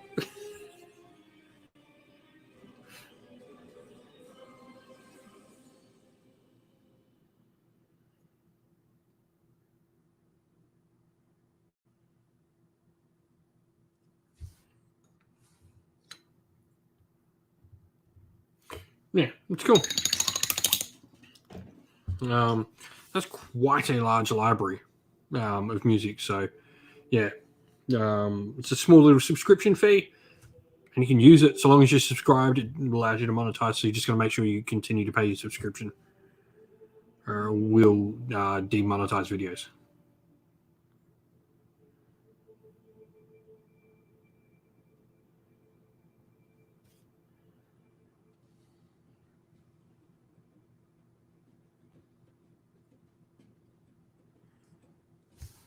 It's got a really good variety of stuff on there. I've been quite enjoying using it and just randomly listening to nice little tracks.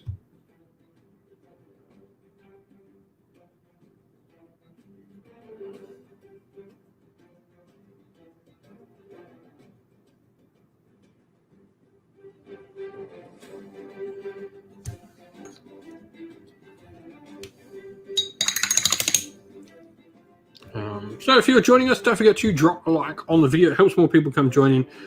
It's just under half an hour and we'll be getting underway watching the Black Library reveal stream.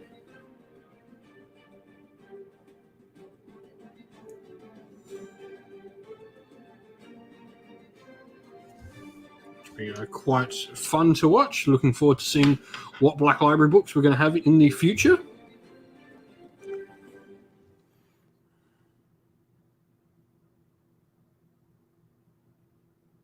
If you're reading anything from Black Library or listening to anything from Black Library, let us know, or you have recently, let us know what your most recent listen or read was.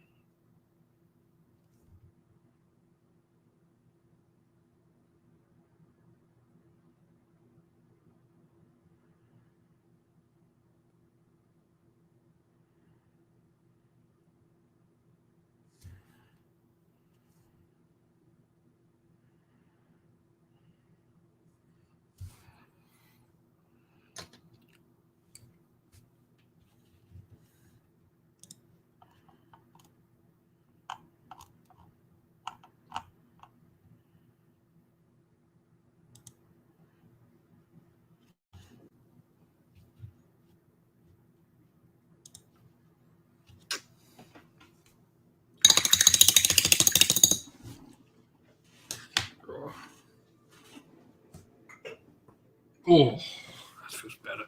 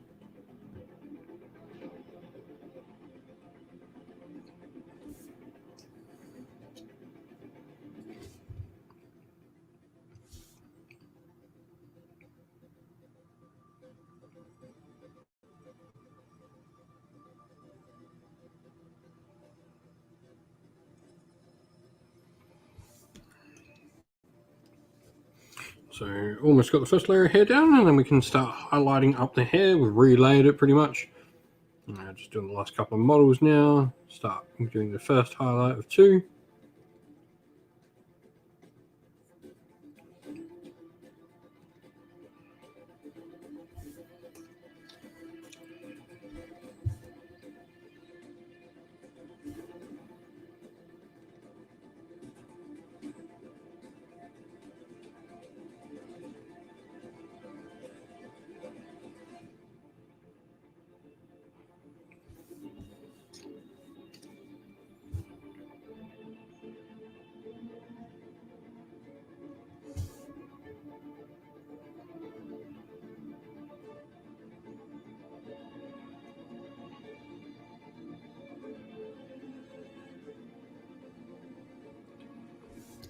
But yeah.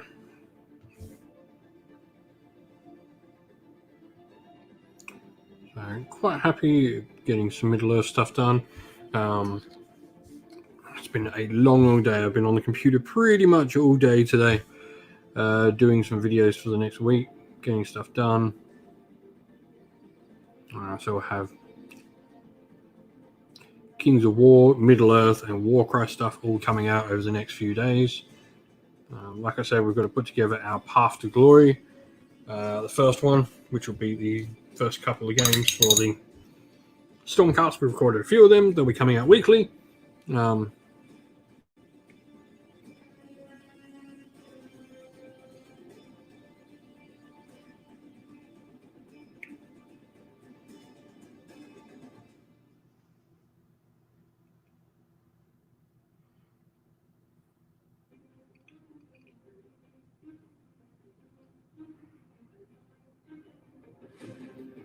Hand camera. What do you mean by hand camera? Like holding one?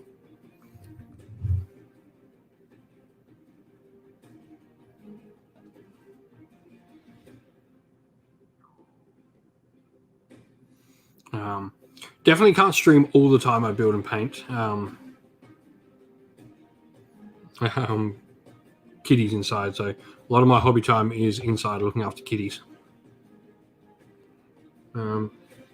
Shabty boo.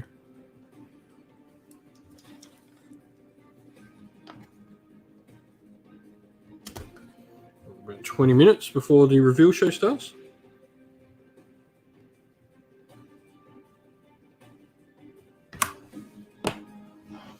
Camera focus on. Yeah, that'll. Requires getting a little bit of a better setup. I've got to get something that hangs over me properly. That would be an idea on, for the future. But at the moment, like, streams are few and far between, just with how I'm feeling. So at the moment, trying not to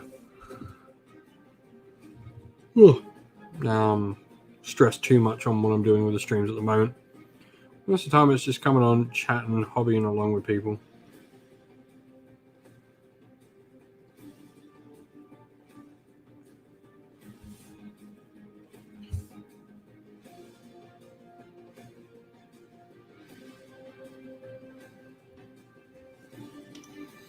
But yeah,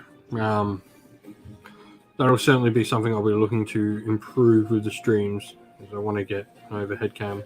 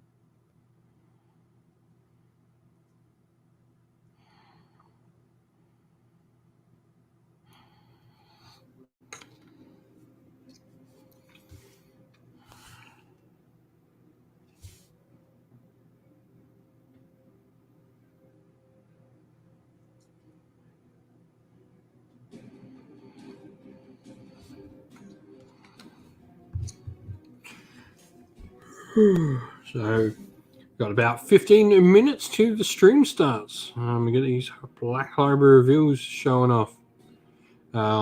Last chance to put in, I guess, any predictions for what we're going to see, any wants and all that.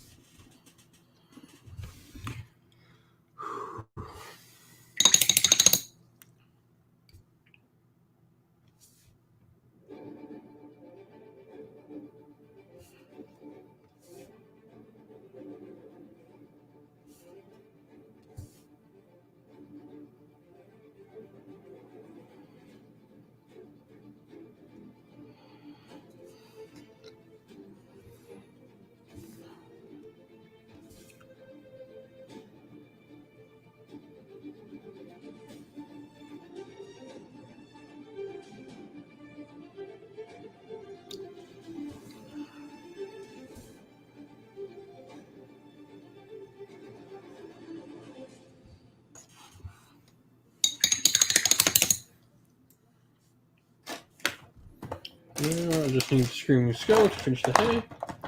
It'll have been a good night's work.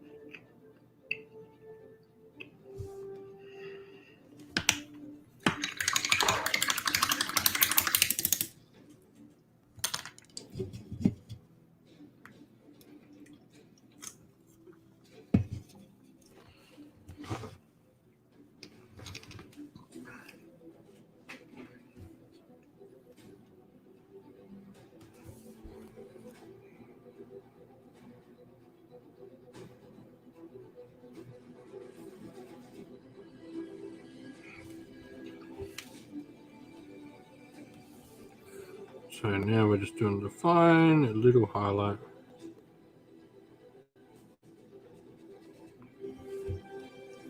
Screaming Skull.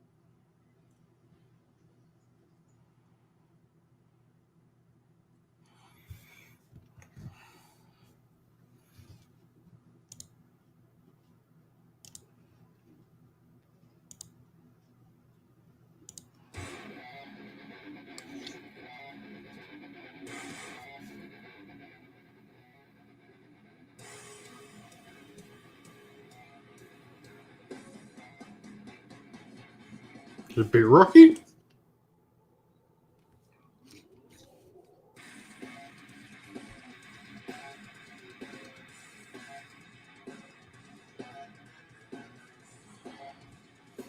This is very much my sort of music. For those who don't know me, I'm very much into this.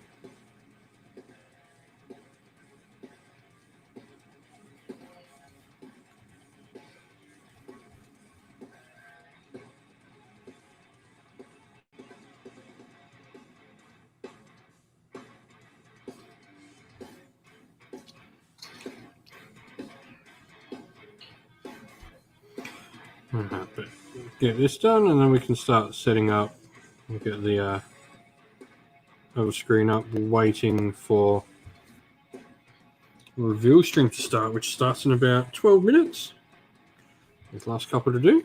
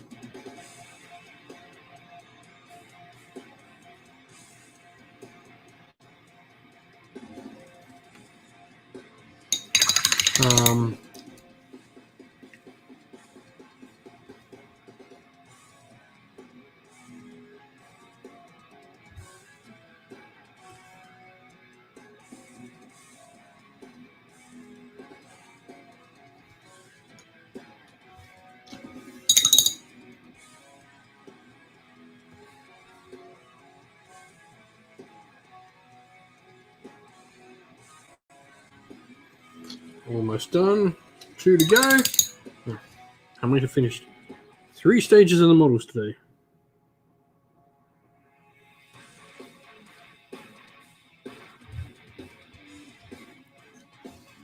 So we finished both the light leather, the dark leather, and the hair. So now I'll take that as a win. I should hopefully have these finished tomorrow, maybe.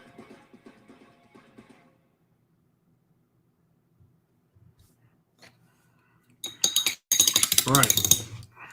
I'm just going to disappear to the toilet before the live stream starts, and then we'll chat live stream.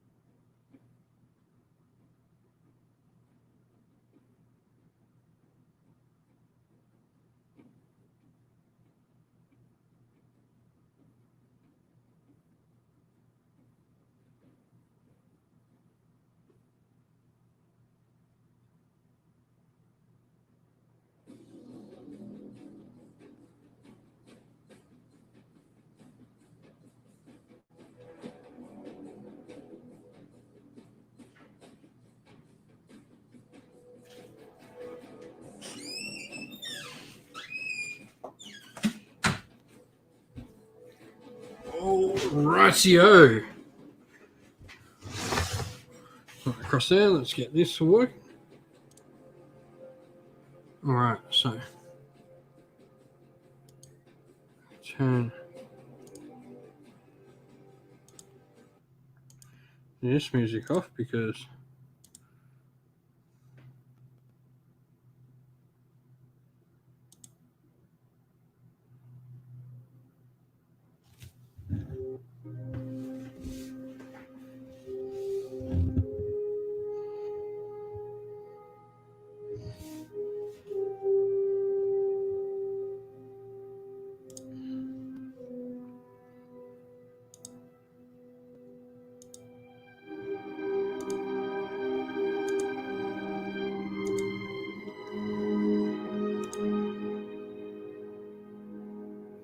alrighty, so pull this one up.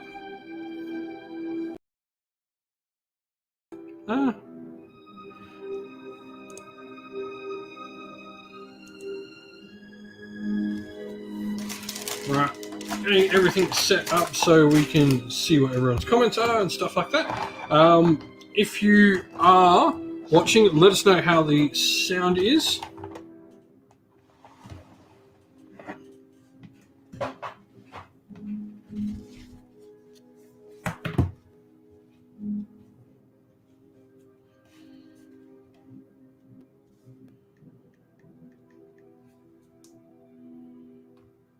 Let us know how the sound is, how you're all going with that.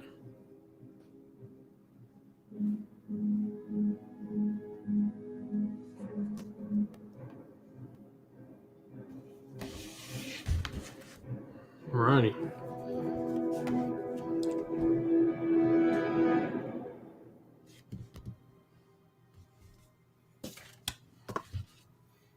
Draw the camera down from there. And a lovely sit here now.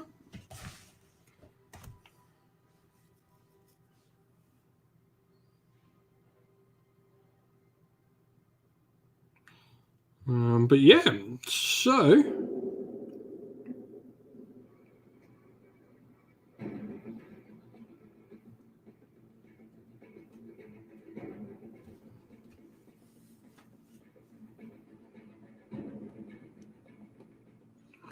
what are we hoping to see in the reveal show, everyone?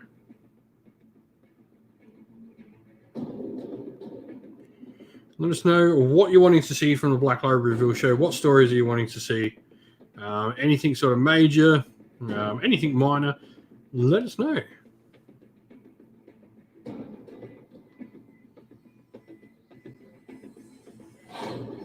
I think this is going to be an interesting story, interesting reveal show. Let us know how the sound is as well, whether you can hear the sound through.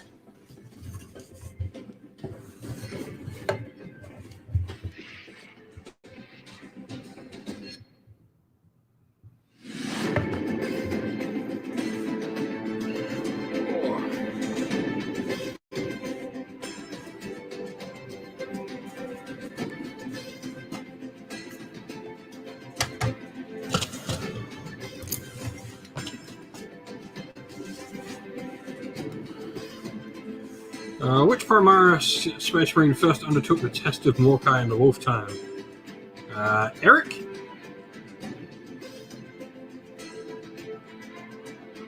I have no idea on that one.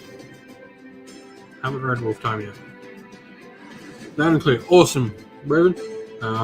Looking forward to this reveal show.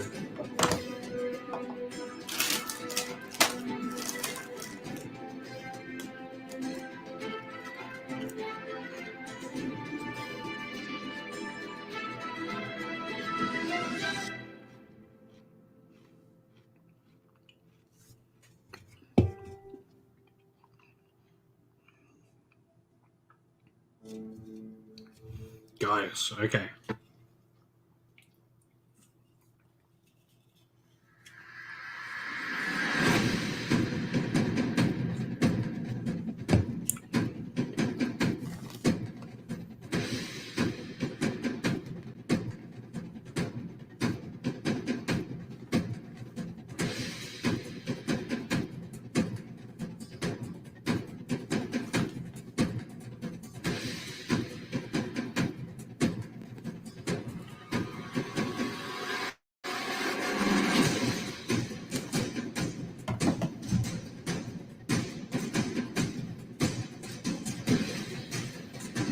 What is the home order of the White Consoles chapter? They don't have one. They're fleet based now, aren't they?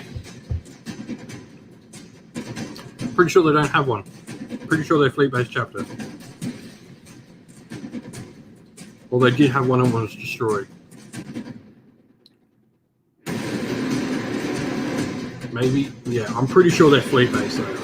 Pretty sure.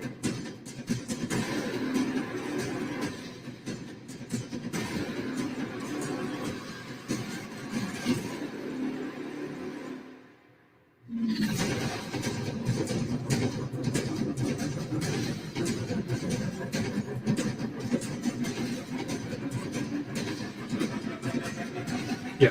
Woohoo! Originally based on Sat 13, the White Console's home mod was corrupted by the Lords of Silence after the Great Rift's opening. Yay! Yeah, they don't have a home mod. They're fleet based now.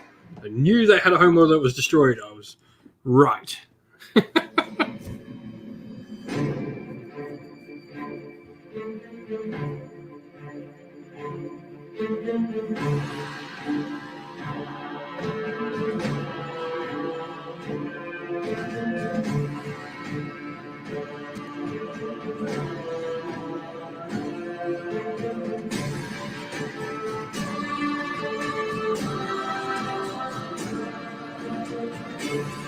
Which of the following is not one of Angeron's epithets? Prince of Nails, the Unbeaten. Yeah, Lord of the Red Sands.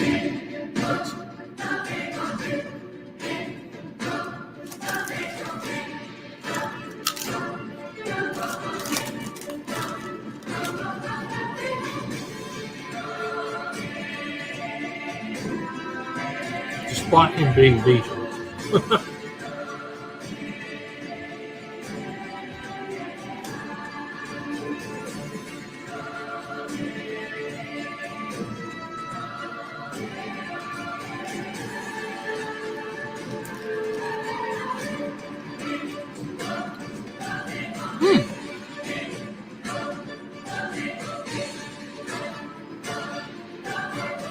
Prince of Nails.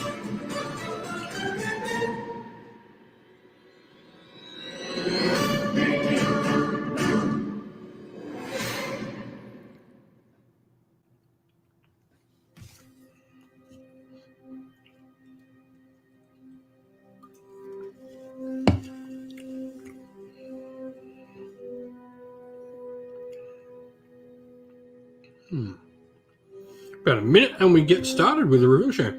So if you're watching, don't forget to drop a like on the video. Helps people come find it while we're chatting. By which name are the Astra Militarum regiments of Valhalla also commonly known? The Ice Warriors.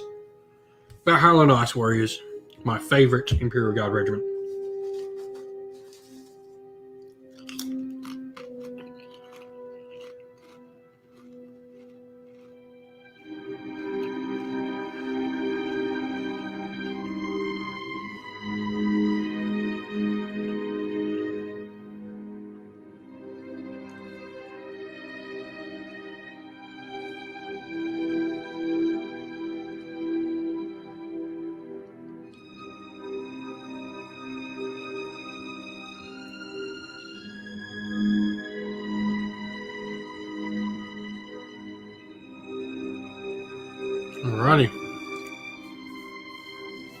Getting excited for some reveals. Looking forward to seeing what we are going to see tonight. Or today, this morning, wherever it is, whatever time it is for you. It's late at night. It's 12:30 at night. Half an hour past midnight here.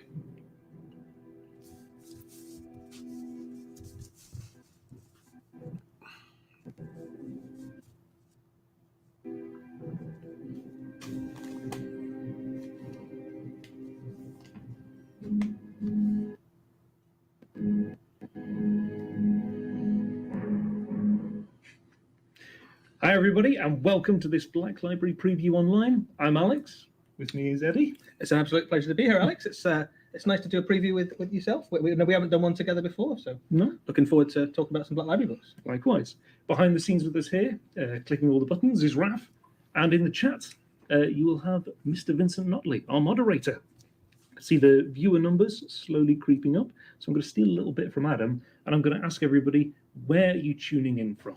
Where are you joining us from? Where are you tuning in from? Where are you joining in from? Yeah, just like type it in all caps as well. That's the important thing. Like loads of exclamation marks, all caps. Let us know where you're from. There we go. They get the idea. That's off they go. Got loads of places. It's always fantastic to see people tuning in from all over the world. Last time we did an online preview, it was about 4 o'clock in the morning here for us in the UK. So I really do appreciate it if you're on the far side of the world and you're tuning in at an inopportune time. Yeah, we've got loads of places. We've got Warwickshire, lots of places from the US, someone from the moon, apparently, Glasgow, quite a few in Scotland, Philadelphia, loads of Acadia. You know. A few people have noticed that you appear to be my more handsome, taller clone. Doppelganger. Alex is actually part of the Primaris program and will slowly be replacing me over time.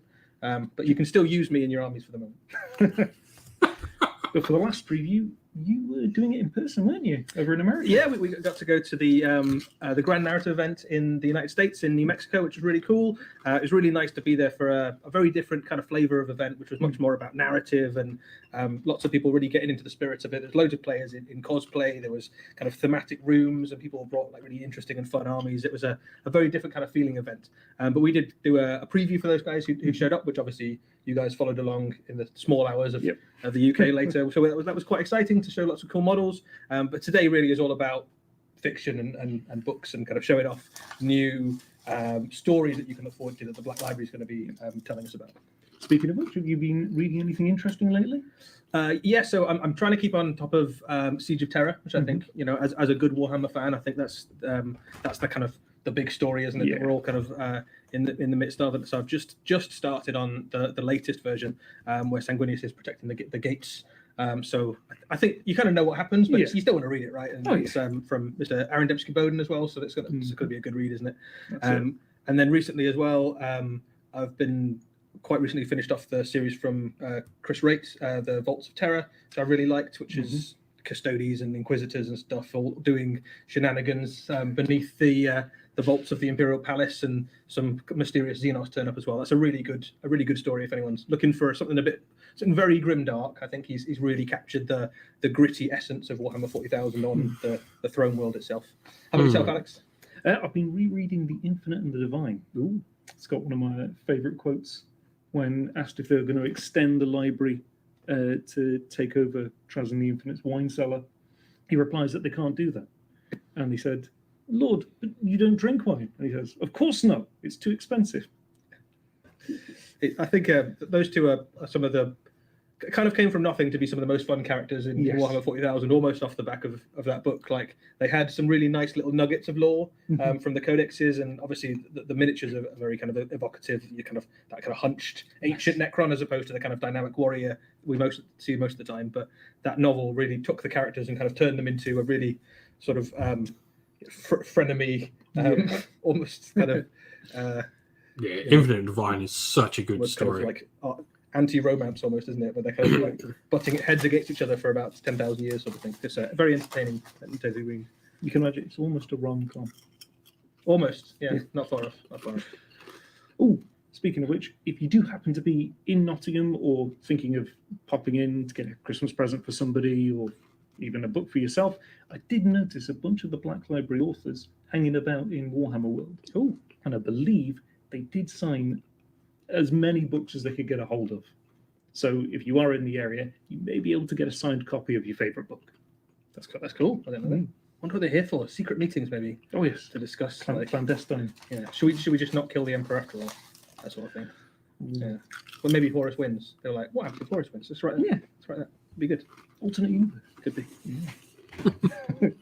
So yes, if you've just joined us, thank you for tuning in to this Black Library online preview, where we're going to be bringing you lots of sneak peeks from what Black Library has up for you for the foreseeable future. Yeah. Let us know what you guys are reading as well. Like, yes. We obviously, I think myself and Alex are almost honor bound to keep reading and kind of making sure we're on top of the latest releases from Age of Sigmar and Warhammer 40,000 and Horus Heresy. But if you've been reading any good books as well, feel free to throw out book recommendations for Black Library in the chat if you've just enjoyed a particularly good series or novel. Ian Watson's Space Marine. Brilliant. Classic. Start at the beginning, work your way through. Yeah. Start with the first Black Library novel. Just make sure you don't miss anything. Read every single one. There you go. Krieg as well. See, that was personally a fantastic read, just to get the insight that you don't otherwise get. Hades, no, just about to start, mate. Good chats, yeah. And as well, I'd like to know if you've got a favourite Black Library. No faff at the moment. We're going to show you a bunch of new things that are on the way in a few minutes' time. We're just waiting for the stream to fill up and get ready to kind of show you some things that are on the way. But if you've got a particular favourite at the moment, anyone been reading anything Black Library at the moment? Are you on a book? Have you finished reading something? Currently reading Grombrindle, and I've just favourite Black Library book. finished Kazakin, which I really enjoyed. Kazakin, Yeah. I thought it was quite fun. That's a solid choice. What about yourself? And there's lots of good ones. I think. And then for after me, this, I've probably the got Eisenhorn series is definitely Kane to go that's next a from good- the good end one. I think times. I include in that all the Ravener books as well, and Oh, kind of recent Patience and Penitence and stuff like that. But I think for me, they're kind of like almost moved Warhammer 40,000 from this really cool setting to this really rich, immersive universe. That's the first time for me when I read those that I'd kind of completely dived into the lore on a kind of human level. So they have a special place in my heart. I think That's it. Particularly for Warhammer 40,000, there's always this grand narrative. You're always seeing something from sort of like a galactic scale. But to come down and see sort of the individual experiences is And even Eisenhorn is still an Inquisitor, so he's still quite important. He still walks around with Space Marines and stuff, but you do get to see a little bit of the dirtiness in the shadows, sort of thing. And I think recently as well, there's been a lot of Black Library books that have sort of taken that idea and run with it. Yes. So I think Warhammer Crime has been really enjoyable to read. That series I mentioned earlier, the Vaults of Terror, I think does a little bit of that, where you kind of go into the place where Once again, they are faffing about everything 40k. Have like a fight scene through a vellum factory, that sort of thing. I haven't heard a single It's the Age of sort of thing Sigmar that book was mentioned. Have you seen the Interrogator Final Cut? I have, Warhammer yes. Plus. I enjoyed that a lot. Yeah, Yes, yeah. same kind of idea, bringing it back down to the individuals. Yeah, I think that if you are a fan of Black Library fiction, I think that Interrogator is well worth a read, especially if you like the Eisenhorn and Inquisitor-esque sort of stuff. not- I think that does seem to be not mentioned books I seem to recommend. Anything. The Inquisitors, I think, make pretty good protagonists. Yeah. Just because you get to see. Grumbin was really good. Warhammer Like, it is 40,000 very similar to human the Prince lens, Mason human lens novel. that's very informed, which is quite unusual in Warhammer 40,000. because Very usually much everything is live and deceit everywhere. And only about half collation of all the stories that David Gamma's been putting in White Dwarf, with some additional bits and some Right. extra stories in there. I So think very much like we the Prince should Mason. crack on and give you a little sneak peek. All right, first thing. All right, Black Library. What are we looking at now? Nick Kime. So I'm Nick Kime. I'm one of the authors of The Dawn of Fire. I am the writer of The Iron Kingdom, which is the 5th book in the series. And today we're going to learn about why you should be excited about what's going to come All right. next. Was expecting to see this. The Dawn Roman. of Fire is the ongoing 40k series that's set during the era Indomitus from Black Library. It features characters like Vitrian Messinius, who is going to be made into a wonderful miniature that you can use in your tabletop games. He featured initially in the first book called Avenging Sun, and he shows up again in Dawn of Fire Book 5, The Iron Kingdom. So it's the ongoing sort of 40k saga that followed the fleets that are heading out as part of the... What series is going to be made into a miniature?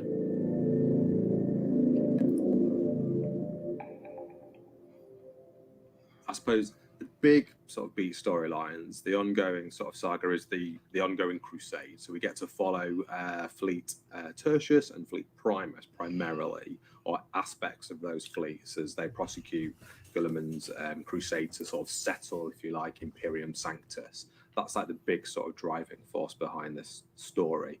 There are some ongoing themes, such as the appearance of the Hand of Abaddon, which is a mysterious enemy that the various characters in the stories are trying to figure out who that is or what that is and what the agenda is. And some of that has been built in the initial sort of 4 books. There are several recurring characters that also come up in Dawn of Fire book 5, which we'll get to kind of see their kind of ongoing sort of storylines.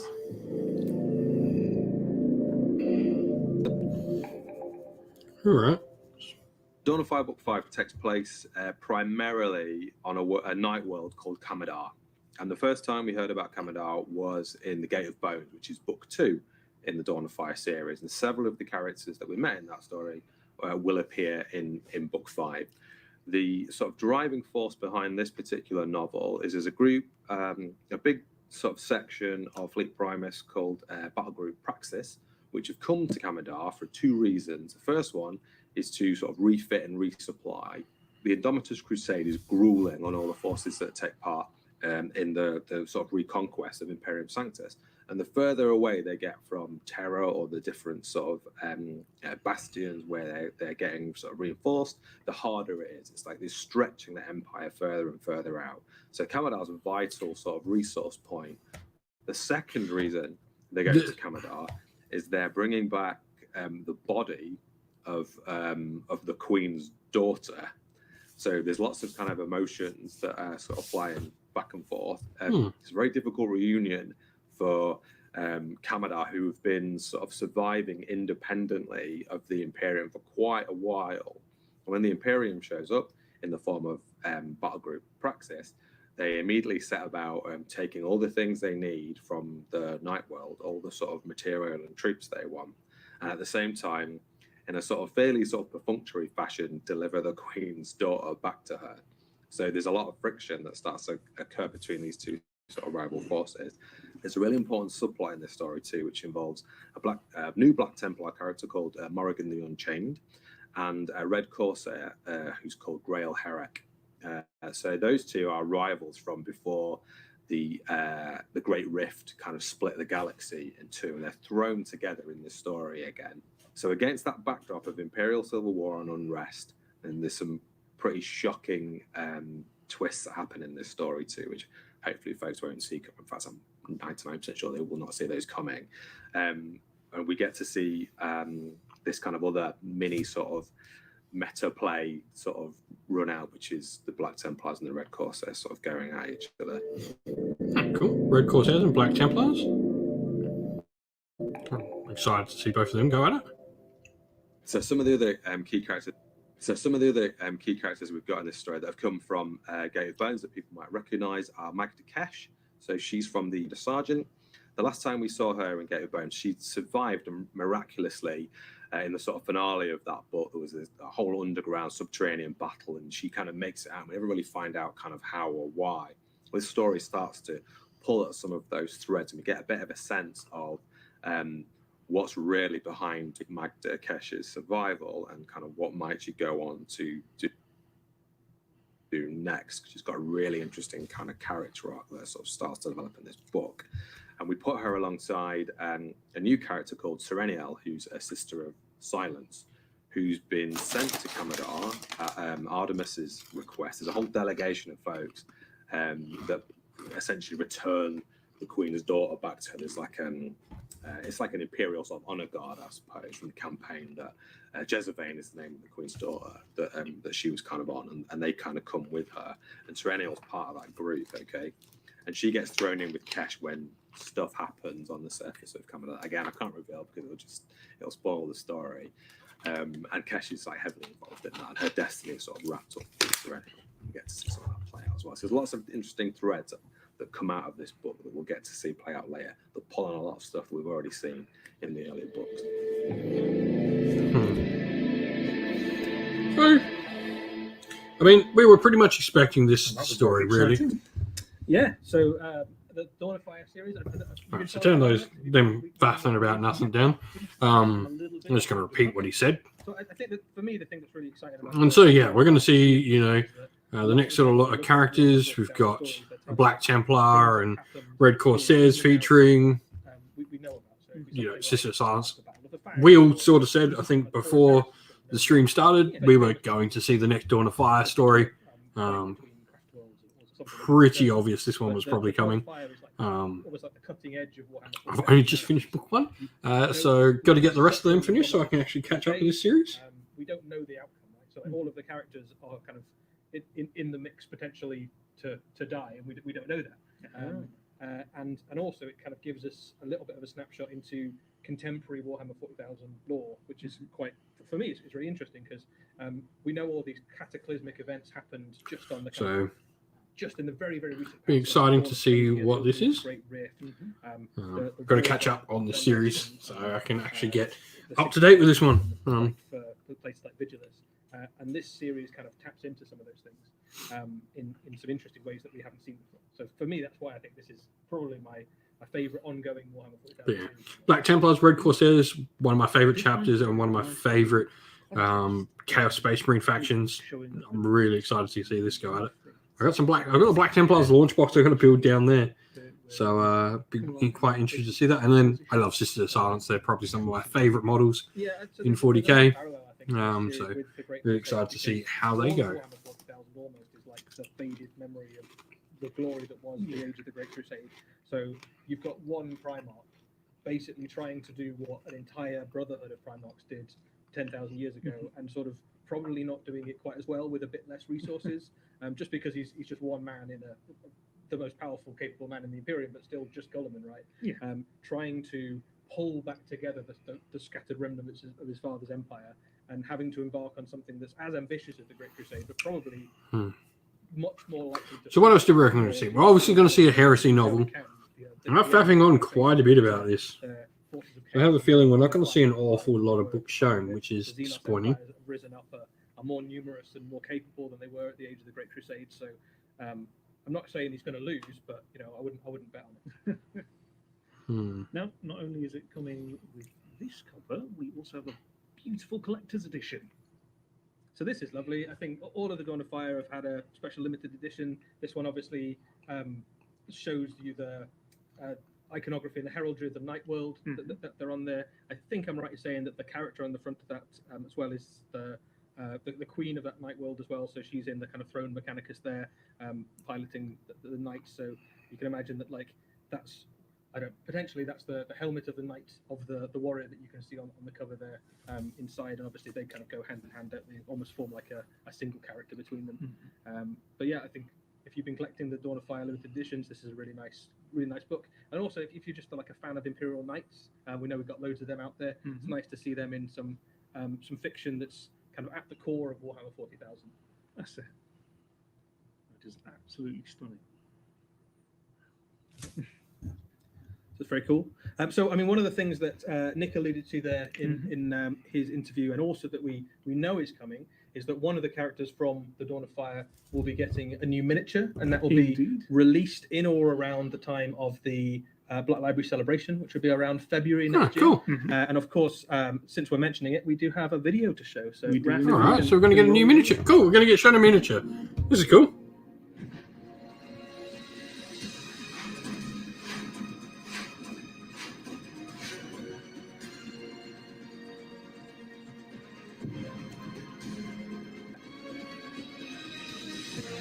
The white console, dude. Cool.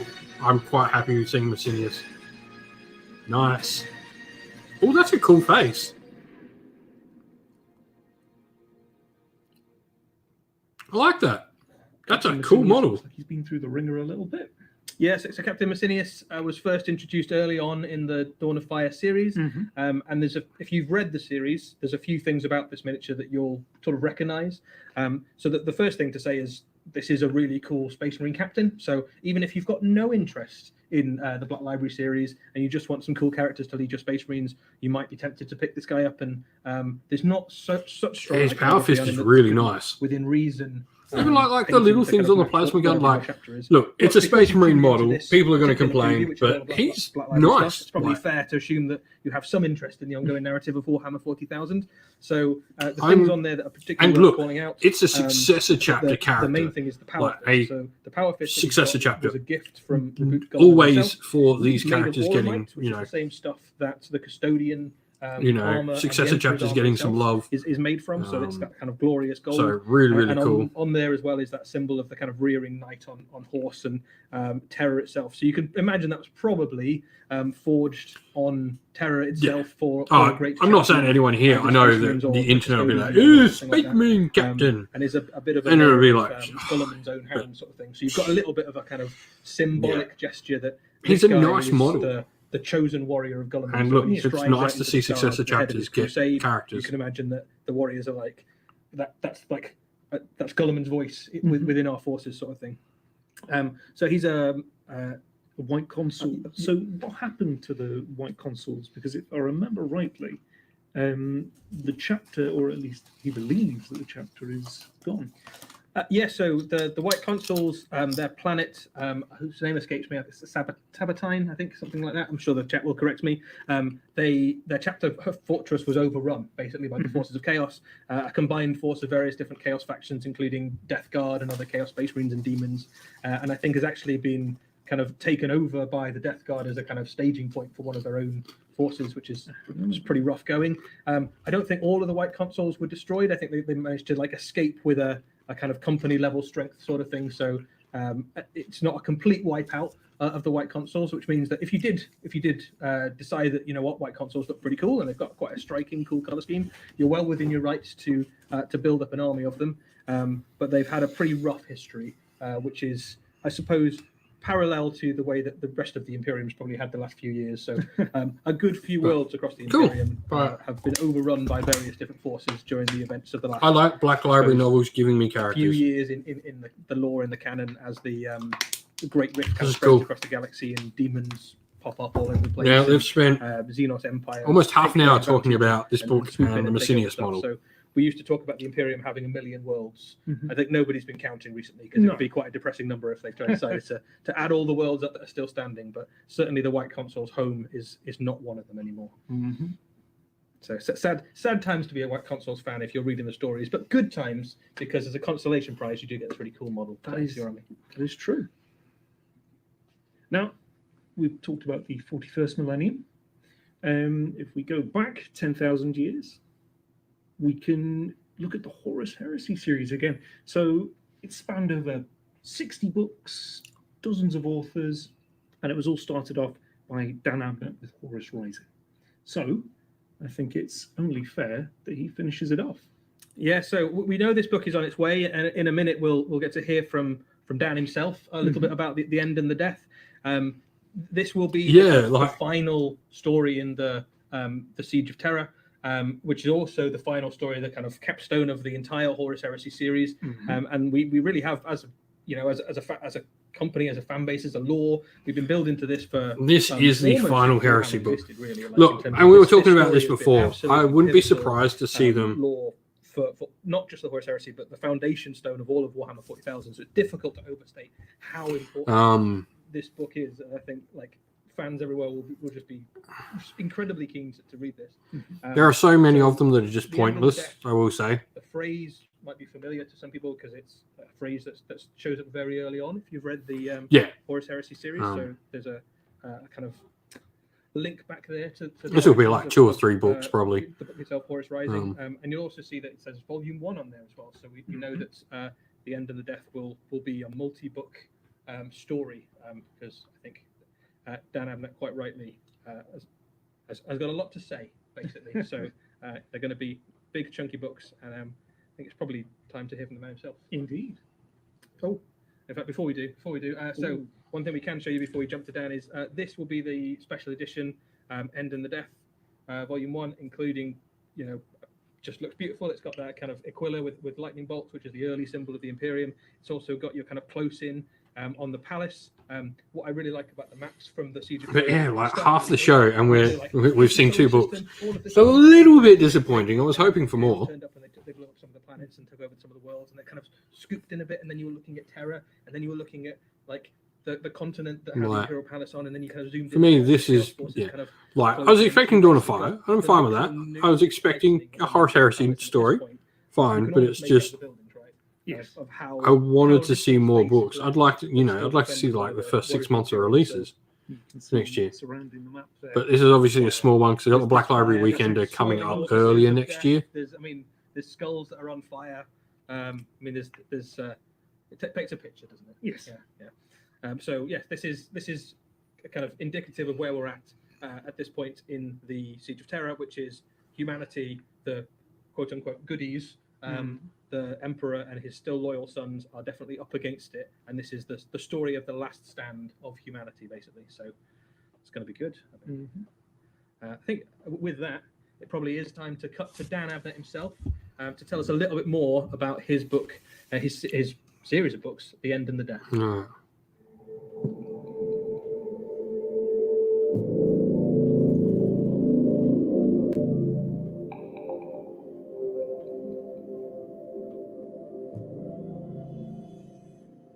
Hi, I'm Dan Abnett, and I am one of the authors for the Black Library.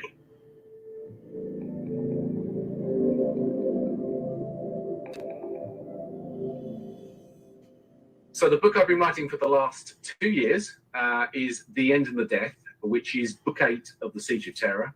And it's the last part of that. It's also the end of the Horus Heresy. So it is the end of an era completely. And The End of the Death will be released at Black Library Celebration.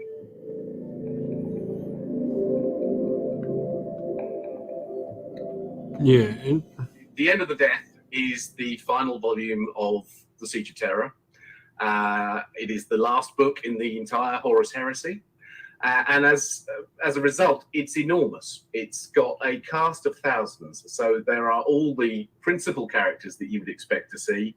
The Primarchs that have made it this far, and many of the characters that we've seen in the course of the Horus Heresy. In fact, in some respects, one of the things that I think of this book is not just as the last part of the Siege of Terra, but also a sequel to everything that's gone before.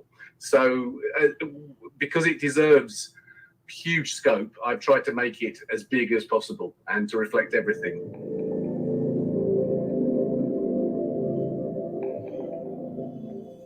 So in Volume 1, we are really dealing with the opening of that final clash, the big famous beats that Horus really has got the throne world by the throat, and that everything is collapsing around them, and there's very little chance of survival.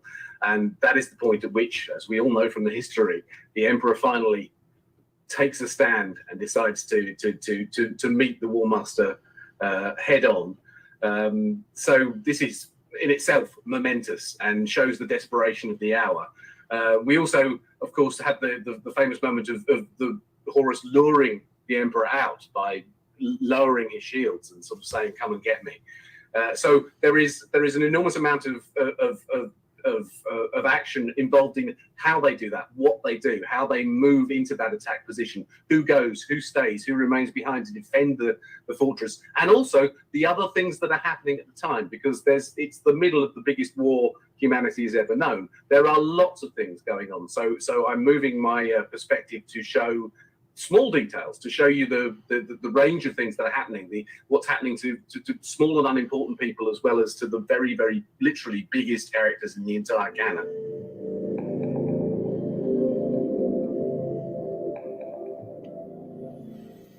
There are so many things about this book that I love to talk about that I sort of can't talk about yet, because they would be spoilers. More than anything else, I want the book to go out there and people just to read it with as little expectation as possible, so they just get into it and are delighted and surprised and involved and everything like that. But I'm really looking forward to a point where the book is out there and people have read it, so that we can have conversations like this and we can actually talk about why certain things happened the way they did, or what I was doing. There are sort of bits of it I'm dying to talk about, in terms of it was really fun when, or I was really pleased that, or whatever. Not long ago, I got to do an annotated version of the first Eisenhorn book, which we did to see if it would work, and I found that a really interesting experience, because I realized there were actually quite a lot of things that I could say in a kind of director's commentary way about why I'd written the way I'd written it.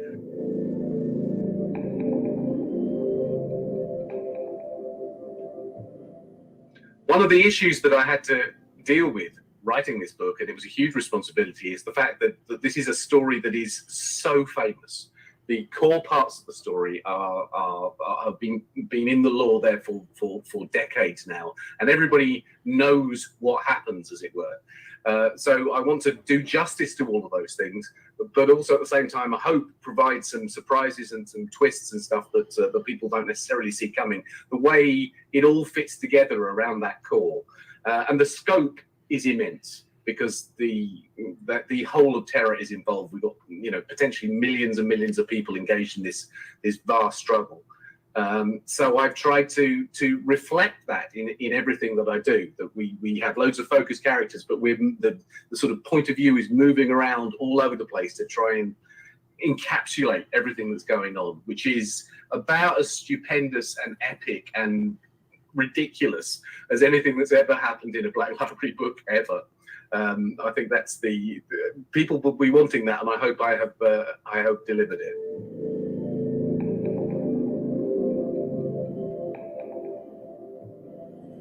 This is a story that's so big that it's happening in several parts, and I reassure readers say it is all written. It's not a case of we're putting off the inevitable because I'm still trying to produce it. It's all there. It's all being polished and refined. So Volume 1 is out at the Black Library Celebration, and I'm very pleased to be able to show you the artwork for Volume 2.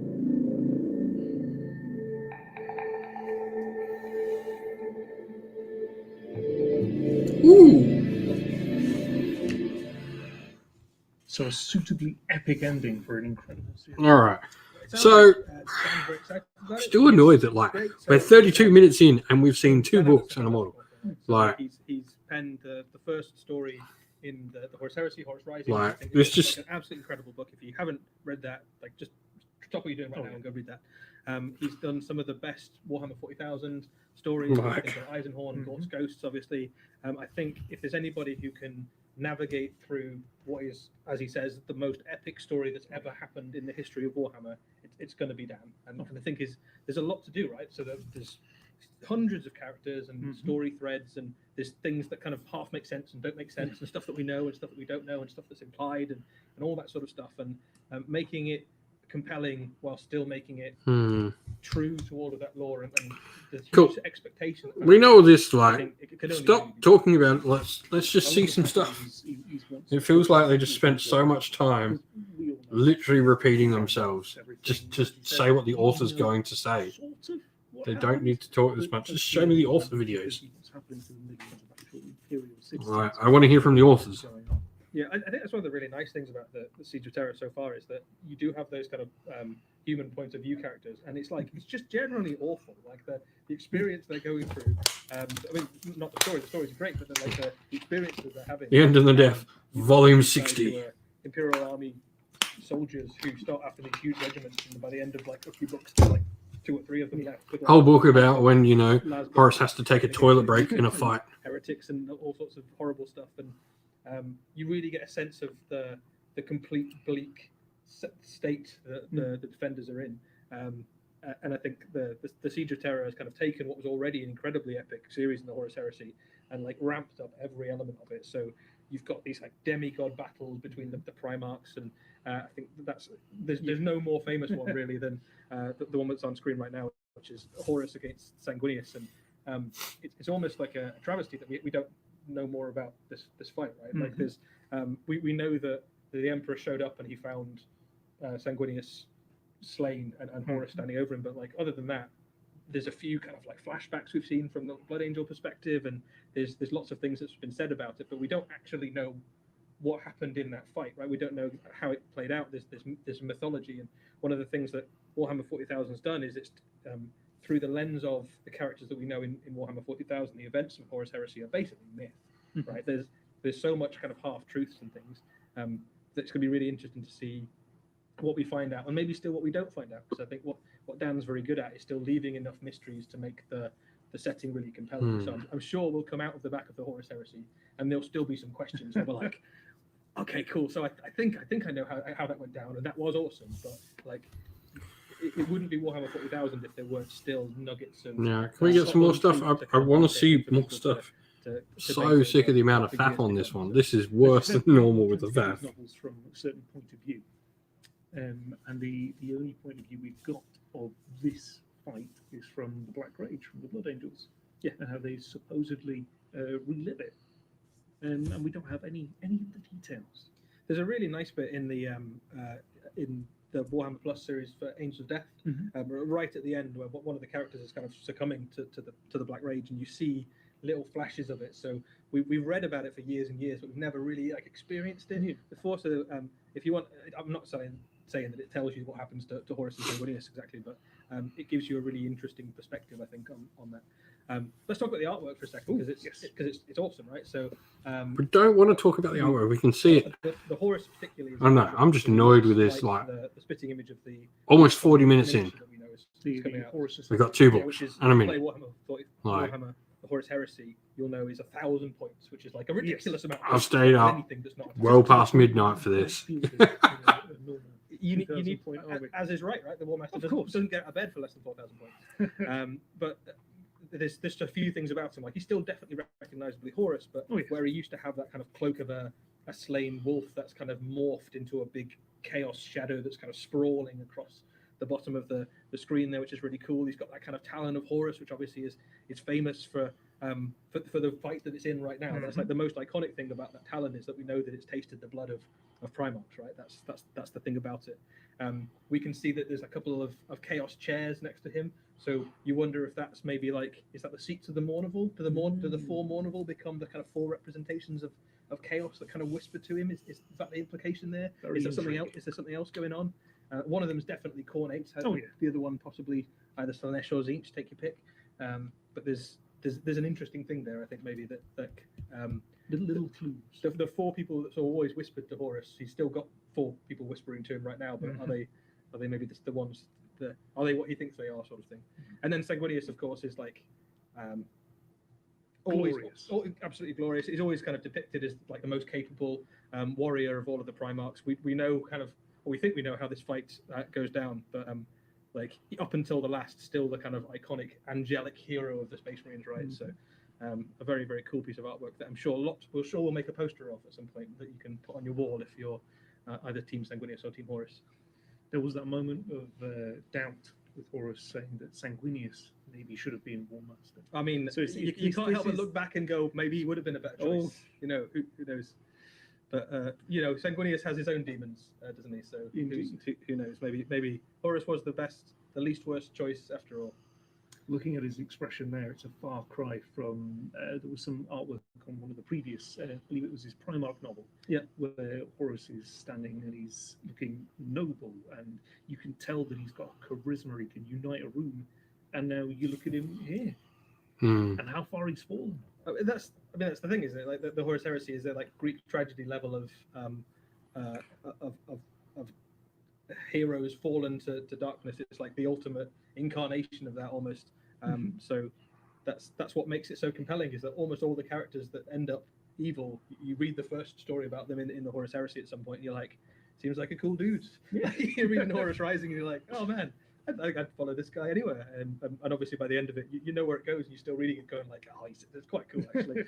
He seems like a nice guy. And the same is true for like some of the other iconic characters of the Heresy. I think some of the word bearers, we know that how they turn out, but even some of them, the Thousand Sons, there's stuff with like the Alpha Legion. You're reading them and you're like, just waiting for the faff to end. I want to see more books. They don't seem wrong decisions necessarily, but we've been talking about a picture for 10 minutes. From an outside perspective, it might seem like these are the good guys, these are the bad guys, but the whole thing is just a mess of grey. Yeah, welcome to Warhammer.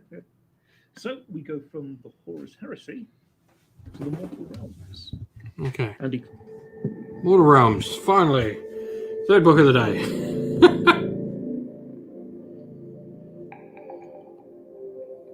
Andy Clark. Okay. So my name is Andy Clark. I am the senior background writer for the Warhammer 40,000 studio, which means I get to write a lot about space marines and orcs and other such exciting races and beings whizzing around the galaxy, blowing each other up.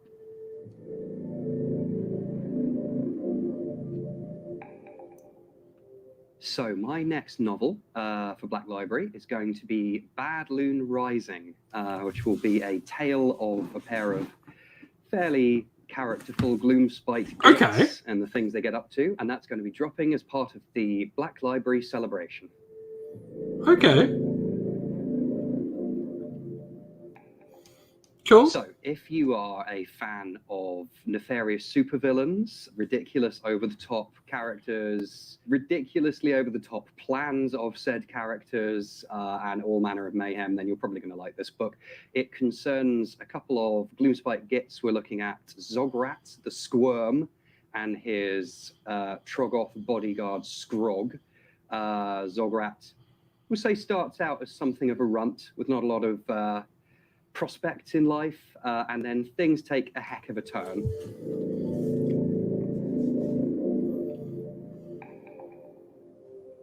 So Zograt starts as a bit of a runt, but he has the not tiny ambition to become the Loon King. Obviously, some of you may be aware there already is one of those, but this isn't going to stop him trying. So he goes out in search of a source of power that could prove him to the Bad Moon itself, which will bring him into anarchic conflict with various other human wizard cabals and tribes of greenskins and all manner of other enemies. And you will see him find his own very unique methods of overcoming these, or not.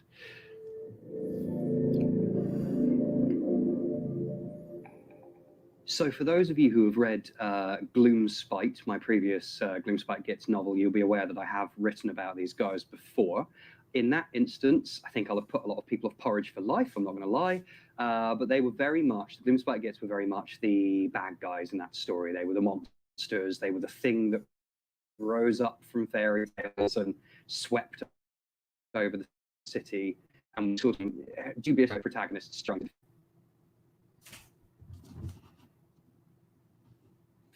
So this is not a direct sequel to Gloomspite, just to be real clear on that. This is a new examination of the same faction from a different perspective, new characters, new settings, the same level of horrible, awful, gooey, terrible, and hopefully it'll make you chuckle and then hate yourself for doing so, but it's definitely not a sequel to Gloomspite. It's a whole new thing.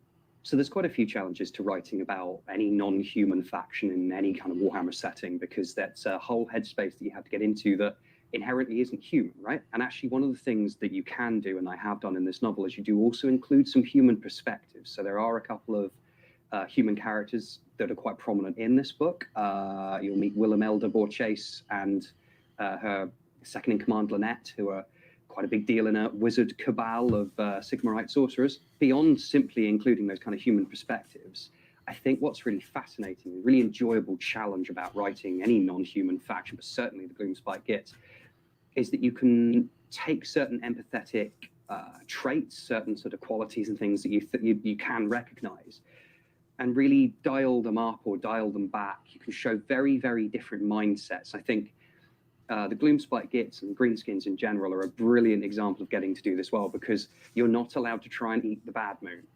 And they take that absolutely seriously. That is as serious as, you know, thou shalt not kill in Gloomspite Git society. The fact that it's utterly and completely impossible doesn't matter at all, because to them it's a really big deal. And I think that is fascinating. That's a lot of fun, because you do really start to get to tap into, like, how do they think? Why do they do the things that they do?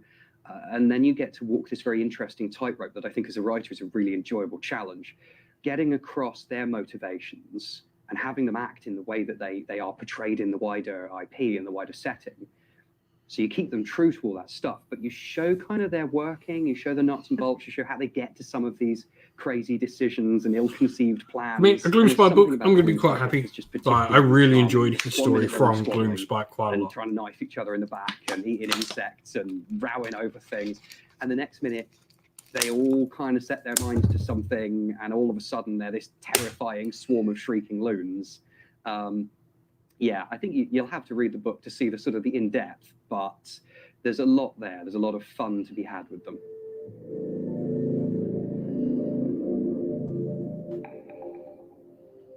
So this time, what's brought me back is the chance to write about some actual Gloomspite Git characters, to really get into the heads of everything from your sort of your main protagonists here to kind of the Gobbapalooza of the tribe, who are they're so much fun. I'm not going to blow. Yeah, there's going to be a Gobbapalooza in it. That giggle. Cool. Wow. Various other terrible, awful, backstabbing, spiteful, incompetent idiots.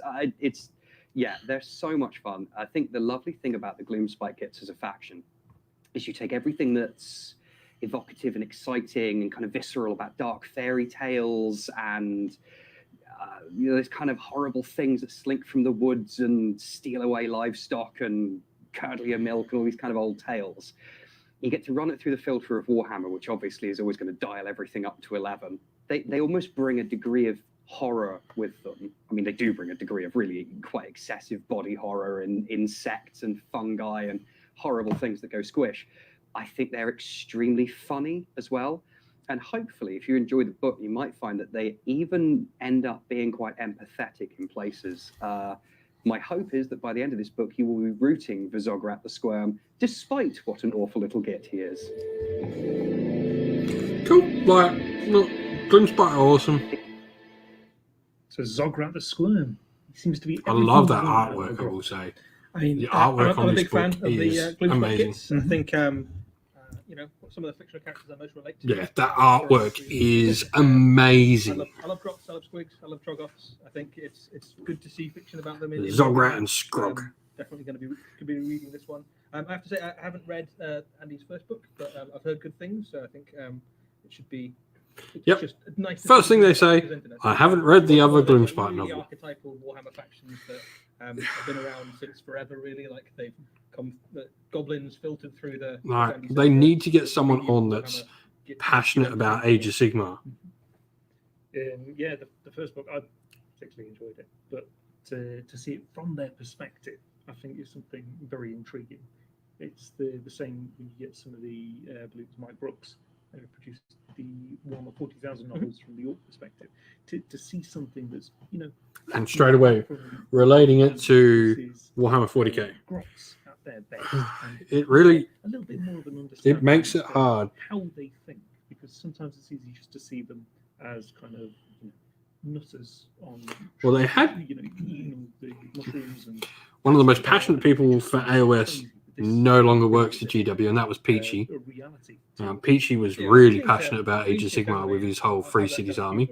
But I think Grots and Goblins in particularly, because they are almost so pathetic individually, right? So when you read like an Orc story, the Orcs they're relatively competent, right? They can muscle around and they can shoot stuff and they can crump stuff and they can fight. Grots don't even have that really. They really are like the absolute bottom of the pecking list of all of Warhammer, and the idea of watching one of them kind of crawl his way up from runt of the Grot sort of thing all the way to contesting for Loon King himself seems like and one of the other big sort of heads is lead designer of Warcry now in Sam Pearson. Another one that's really passionate about AOS. The idea of like night goblins and grots and greenskins generally have been around for almost as long as Warhammer has. So for me, even when I started playing Warhammer, they were already this really entrenched, established part of the lore, and they've been with us forever. So actually, we're now starting to see some really interesting stories and kind of see the world from their perspective. I think is well overdue. We've only got 10 minutes left in this reveal. Are we literally just going to see 3 books? Realms, and we're going to head back to the 41st millennium. So this is First Founding. Can you tell us a little bit about it, please? Yeah, so this is not a novel. This is a kind of coffee table book for your coffee table. So this is First Founding, which looks at some of the some artwork and some lore for the first founding chapters of the Space Marines, the kind of 9 iconic chapters that you'll be kind of most familiar with that kind of came from the original legions. There's lots of stuff in there. But like, kind of I wouldn't mind it if these like. I wouldn't care if it was 80% 40k. If the 80% 40k was more than 2 books, 9 of them, which are beautiful, kind of double-page spreads. You know, if this gave me, artwork that's 3 or 4 different one 40k of those books, here, which is, and or like even Dark 5 or Angels, 6, chopping up and the kind of looking at a short bunch of piece different some things, sort. And there's one of these kind of each of it would be the interesting. main chapters sort of thing. So Like, it's just a really nice. I would have taken no AOS way. and gotten We'll 10 probably 40k have books. Black Library Celebration, which That will all be showed coming different along, things. early next year in February. And most of the other books that we're talking about today are. It's also just not. in There's not been a lot so shown. if Like, there's any of these books that you're kind of eyeing up and going, yes, that seems like the story for me. and everything shown in this is cool. Like the Dawn of Fire series book, cool. The next Horus Heresy book, cool. The Gitz one looks cool. This sounds really cool and looks pretty cool with some really nice artwork in it. Will pop up first. And look, the white console mini was awesome. It's just not much. It makes it hard. Like, I try to get so many people to care about Black Library, in fact, and fiction and all that for Warhammer, and they treat their fiction like this. I'm assuming there's going to be a bunch of lore as well. 30 new illustrations, 9 of which are beautiful double-page spreads. There may well be some kind of classic artwork compiled as well and curated from other sources, but loads of the stuff in here is new as well. So if you just like to kind of sit there and bask in the lore of Warhammer 40,000 and just let the awesomeness of Space Marines fighting their various nemesis wash across you as you kind of sit there with a nice cappuccino on the couch at home, then this is the book for you. I say it strikes me like the old the big black books you used to have, that you can go back and you can revisit time and time again. Yeah, and it's a lot of people might use this for inspiration for armies and things. If you want to kind of like, well, how am I going to pick which Space Marine army I do next? Or you just want to kind of have a really lovely book to kind of flick through. Sometimes it's nice to kind of not have to worry too much about the story and just let the lore kind of wash. If this is it, it was pretty disappointing in all things. I think this review show. So there is a mystery in the 41st millennium. There's loads. Well, there's one that I know has been plaguing me, and I know has been plaguing a lot of other people. And during Gilliman's travel back to Terra, he brought somebody with him. And I believe John French is going to explain a little bit more about that. All right, who's this somebody brought with him?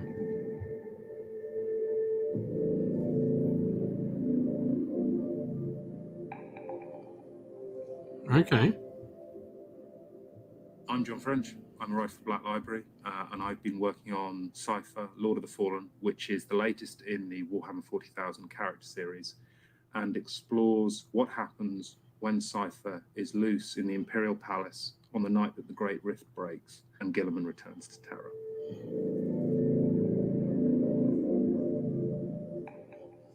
Cypher is possibly the best character in all of Warhammer 40,000.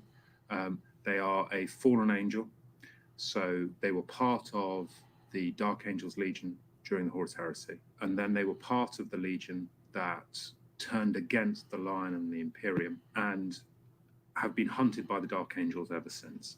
Now, the really interesting thing about Cypher is Cypher, given away by his name, is a mystery. What are his exact motivations? Is he on the side of the Imperium? Is he on the side of chaos? How much influence does chaos have on him? And that's one of the things that makes him so compelling, is all of those questions around him. Because in his time, Cypher has fought on the side of the Imperium, has turned up as kind of like this enigmatic savior angel to help Imperial troops, but has also sided and been part of chaos warbands fighting against the Imperium and doing terrible things on their side. So his entire history is made up of these enigmatic actions. In some ways, Cypher is the personification of the Dark Angels and the Fallen and the questions around them. Are they loyal? Are they good? Are they both? Is there an answer? And yet, Reverend, there are some Blood Bowl The novels. mystery of Cypher was one of the biggest challenges in this entire book. And I did that by having Cypher tell the story. So this is Cypher's story. And it's a book of lies and secrets. That's the thread that runs through it all. One of the lines that runs through the story from the very beginning is you shouldn't ask for the truth. the setup of how this story starts is it's right in the 41st millennium. There was this moment just before the Great Rift opened where Cypher actually helps Gilliman get back to Terra and to the solar system, and then is under Gilliman's orders is imprisoned very, very briefly. The Great Rift then opens, warp storms, billow across the solar system and Terra. And at that moment, Cypher escapes from the jails of the custodians. Cypher is loose on Terra. What happens and how? And that's what this book is.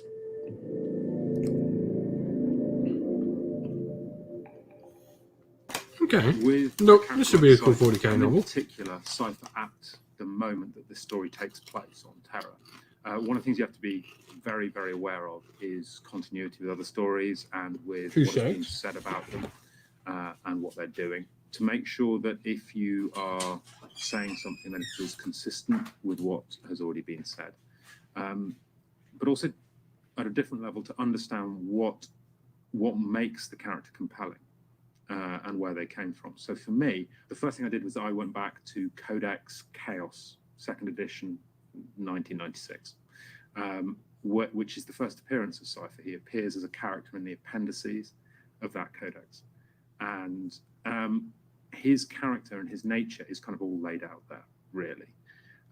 Him being this lethal gunslinger, but also this agent of kind of strife. So he turns up in a situation and things just go wrong around him, not to him, but around him. And strange things happen and coincidences occur. And there's this this bubble of strife that follows him. So that, knowing that was the core of the character, and then understanding that has been true throughout all of his other appearances and incarnations, helped me then put the novel together, because I made that the core of his character in the story, was this agent of strife. Not necessarily an agent of chaos, not necessarily an agent of good, but an agent of strife. Things will occur when he is around.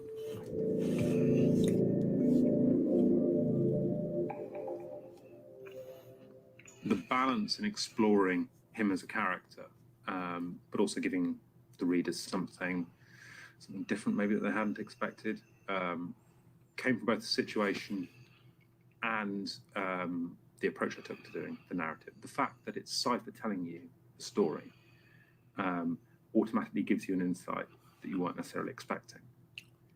But then what does that actually mean?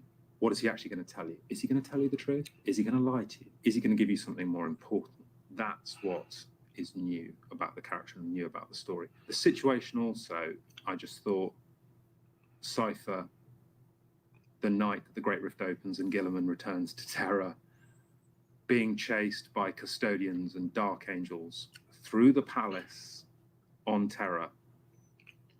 People are going to want to read that.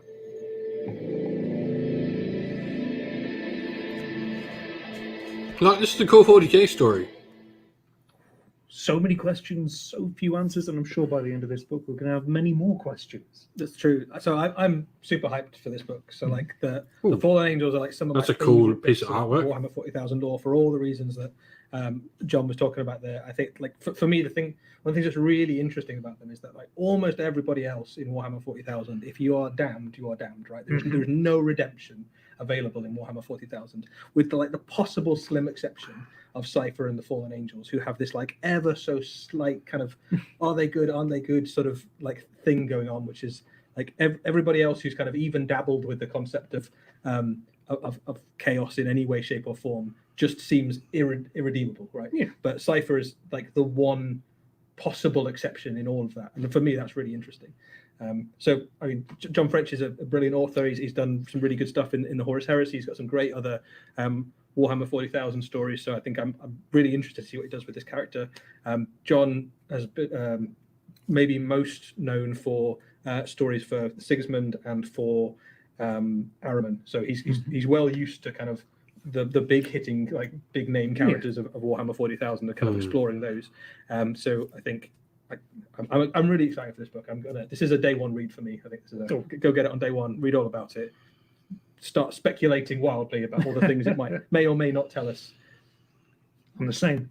Every time I've looked back at Cypher, you always get these little snippets. Even more so than most things in Warhammer 40,000, it's always just a tiny word here, a tiny word there, and you're forced to kind of build your own idea of what he's been up to. And now finally, we're going to get to have a look. How do you escape from custodians? Well, I mean, so the custodians are like literally the best jailers in the galaxy, right? So they have they've been practicing looking after the most hardened like monsters, criminals of Warhammer 40,000 for 10,000 years, and Cypher is like the one being that manages to like elude them completely and make them look like fools. It's just such a cool character. Like before you even get into the details of like the backstory and the history, just the idea of this kind of lone gunslinging kind of agent of disorder that kind of shows up and throws everything into chaos everywhere he shows up, and then like the little trinkets he's got that kind of hinting at all sorts of things, like a really weird archaic plasma pistol. Well, this is like an hour into the show now. Look.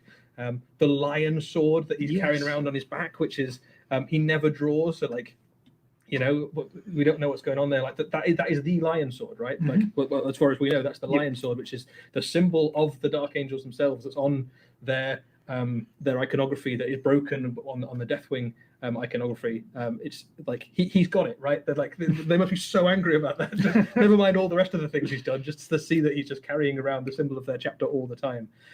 We've got Dark Angels in that story as well. So as John alluded to, we've got Cypher being pursued through the Imperial Palace, not just by the Custodians but also by the Dark Angels. You can imagine how much the Dark Angels really, really don't want the Custodians to get him first, because he's got all sorts of secrets that he could spill if they did. So the whole Dark Angels thing, right, is that they're trying to keep this secret from the rest of the Imperium hidden, and goodness knows what Cypher's been telling Gulliman as he's traveled through the galaxy with him for the best part of a few months as they navigate through the various twists and turns of that. So you know, it's John's right. This is a really interesting, compelling part of Warhammer 40,000 lore, and it's one of those things where you're like, having the chance to explore that properly in a novel is going to be fascinating. Indeed. And this is a fantastic looking book as well.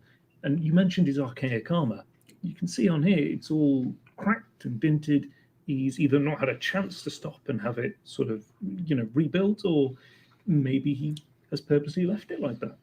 Yeah, and one of the Dark Angels obviously have had access to some of the best armor ever when they were around. They had access to all the marks of various armor. They were famous for having particularly good access to plasma technology, which is kind of reflected in his gun there. Their armor was also very kind of knightly, so that they come from Caliban, which is obviously a world of hunting knights, crusading knights who go around slaying monsters. So there's all that kind of, as well as their kind of imperial side, there's this kind of rich history of Caliban that's kind of encapsulated within this character. So is this the last thing we're going to see? And you've being got sort of over an hour now. What I really like about the armor is like it's kind of, it looks black, but like in certain lights it looks dark green. And there's it's just great. I just love the character. John's right that he's like way up there with the best characters of Warhammer 40,000. He may well get my vote as well. Definitely. But we're coming to the end of this Black Library online preview. However, we still have one more thing to show you. Nick kind of has a little teaser of the other things that are coming up from Black Library. Okay. So we're just going to get a random bunch of teasers now.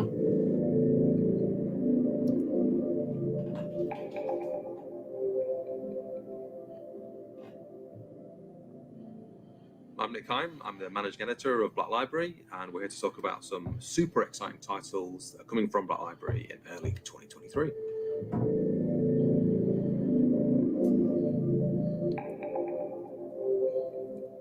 So we've got Blight Slayer, we've got Creed Ashes of Cadia, we've got The Last Valari, and we've also got Pilgrims of Fire. So let's dig in and find out a little bit more about them. So Blight Slayer is a brand new Gotrek Gurnison novel by Richard Strachan. This story features Gotrek with a new companion, actually, Amara, who's a warrior priestess of Sigmar. So we get to see a whole different kind of dynamic for the Slayer and a new character that's by his side. He's up against the Maggotkin of Nurgle for the first time, so we get to see how Gotrek's axe and his indomitable Slayer spirit fares against the worshippers of the Great Unclean One. Creed Ashes of Cadia is the debut by a brand new author for Black Library, Jude Reed. Oh, This Hades. features Ursula Creed in her first. Have you not read adventure. Soul It's a Slayer? bit of a homecoming story, really. Homecoming back to hell. You need to As read Ursula that, buddy. Creed has to go back to Cadia in its horrific, half-destroyed state. She's searching for some battle plans. That were You left need to read by, Soul Slayer. Ursula Creed. She hopes I'm not that spoiling it.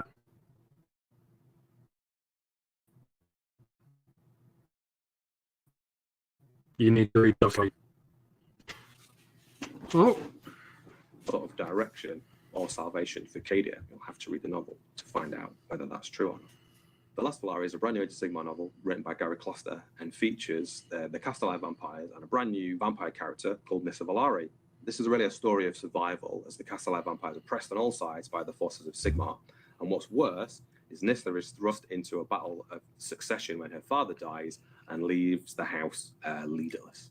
So Pilgrims of Fire is a brand new novel in the Adeptus Sororitas series, which features the Order of a Martyred Lady, and it's written by Justin D. Hill.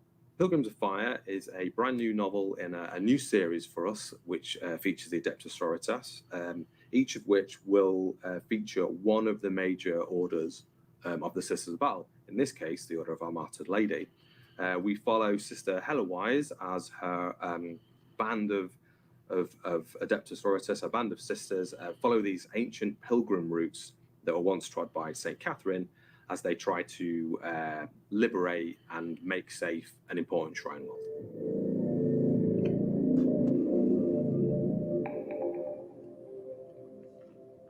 So 2023 is also going to be a great year for collectors as we're bringing back some classic stories, Armageddon and the Wordbearers trilogy in beautiful. Oh, that Wordbearers trilogy is nice. Formats. We're also going to be bringing you even more Siege of Terror maps. We know how much you love those maps, and we're continuing that trend of releasing gorgeous editions of the maps that you'll see in the wonderful novels. 2023 is shaping up to be a great year for Battle Library. I can't wait for you to read all these wonderful books and have the super exciting special editions in your hands.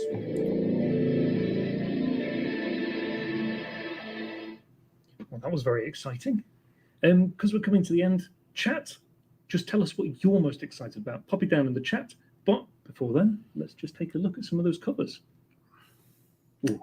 Yeah, so I mean, it's always good to see more Gotrek, isn't it? I mean, he's going through, he's just ticking off all the words you can possibly. Don't want to. You need to read the book, man. He's gone through all the big beats, and now he's gone to you won't get Blight Slayer. So you need to read the book. I assume this is Gotrek chopping his way through loads of Nurgle stuff. It's nice to see a new companion as well, so that could be Go away, interesting. bot. And obviously, Gotrek is a character that's come all the way from almost like the origins of Warhammer, really, all the way into the mortal realms. Obviously now is carving literally his own story through the realms itself. So good to see more of him always. That's it. And then Creed. So we're returning to Cadia. So this, I think, is fascinating. So I think the pitch for this that Nick put together there from Jude is it sounds really interesting. So we know what happened to Cadia. This was like one of the Abaddon's kind of like first great victory, that one of the major things that led to the events of the current Warhammer 40,000 timeline, really, the Cicatrix Maledictum and the Great Rift, and that Cadia has basically been kind of, it's not kind of shattered exactly, but kind of the surface destroyed, turned into like a demon world. And as you can see there, it's like, it looks like a literal manifestation of hell, right? They're like walking across lava with demonic swords and stuff, fire raining from the heavens. So this really compelling. And I haven't really heard much about the new Lord Castellan, the new Creed, and we know that she's inherited the mantle from her father, who disappeared under mysterious circumstances. Nudge, nudge. At the events of the fall of Cadia. And so, yeah, I think really interested to see how this comes about. Right? What is she about? How is she different from her father? And kind of a bit more about Cadia. Hades. Obviously, we had a big Spoilers release for anyone else who doesn't want to know what of happens to Malineth. So there's lots of people who you have kind of 5, heavily invested 4, in the story. 3, So 2, see where 1. it goes. She's no longer alive. You only got that tiny sneak paragraph about her. But get a whole book now. So Yes, indeed. Well informed. And the last Valari. So Soulblight Gravelords, like absolute one of the smash hit armies of Warhammer Age of Sigmar in recent years. We've had a few books about the Soulblights since they've kind of their re-release into the Mortal Realms, and they've done really well and been really well received. I think there's just something cool about vampires, right? You're like, vampires are just like an archetypal piece of fantasy IP, and the Warhammer kind of incarnation. You of seriously vampires need of to the go Soulblights read is, the book, I think, because the particularly whole story compelling. arc for There's her lots of in that interesting book stuff there is about how they kind of fit together. absolutely The fantastic. kind of inter-rivalries of the Soulblights themselves, their relationship with Nagash, their relationship with the wider Warhammer Age of Sigmar universe is really interesting. So yeah, I think looking forward to some horror / swashbuckling fantasy action, I think, in this one. That's it. And then Pilgrims of Fire. Yeah, so the chat seemed particularly excited about this one. I think Adeptus Sororitas, Sisters of Battle books always go down well. They're a really interesting faction because they've got that kind of eliteness that you get with Space Marines, but they're still definitely human, right? Yes. You still get like a human perspective. They're very, very Warhammer 40,000 to me. They kind of encapsulate that kind of pious warrior attitude that is so prominent across all of Warhammer 40,000, and obviously they have that kind of Alrighty, so the I idea think of the, this is the emperors pretty and much divine going to be being. the last of it. These guys are kind of all in on that, right? Yeah. That's, like these are like the most Warhammer 40,000 perspective available, and the stories are always good. Like they make very good characters. They make a good protagonists, and I think this being the first of a new series that follows the major orders could be quite interesting because it's relatively recent that we've started to kind of define what the orders mean, why they're so different. There's always been the different orders, but until quite recently, a few years ago, they've only really been kind of alternate paint schemes up until they've started to be defined a bit more about like this one is all about self-sacrifice, this one is all about fury and kind of the incarnation of the Emperor's wrath sort of thing. So it'll be nice to see how that manifests through the stories. Fantastic. Oh, and this getting a re-release in that beautiful hardback. So this is a lovely book. This looks really, really nice. Alrighty. So, if you haven't read it, Hell's Reach, which is a part of this, is like a seminal Warhammer 40,000 book. It's one of the best incarnations of Space Marines fighting in a battle available. Alrighty, well, I think we're going to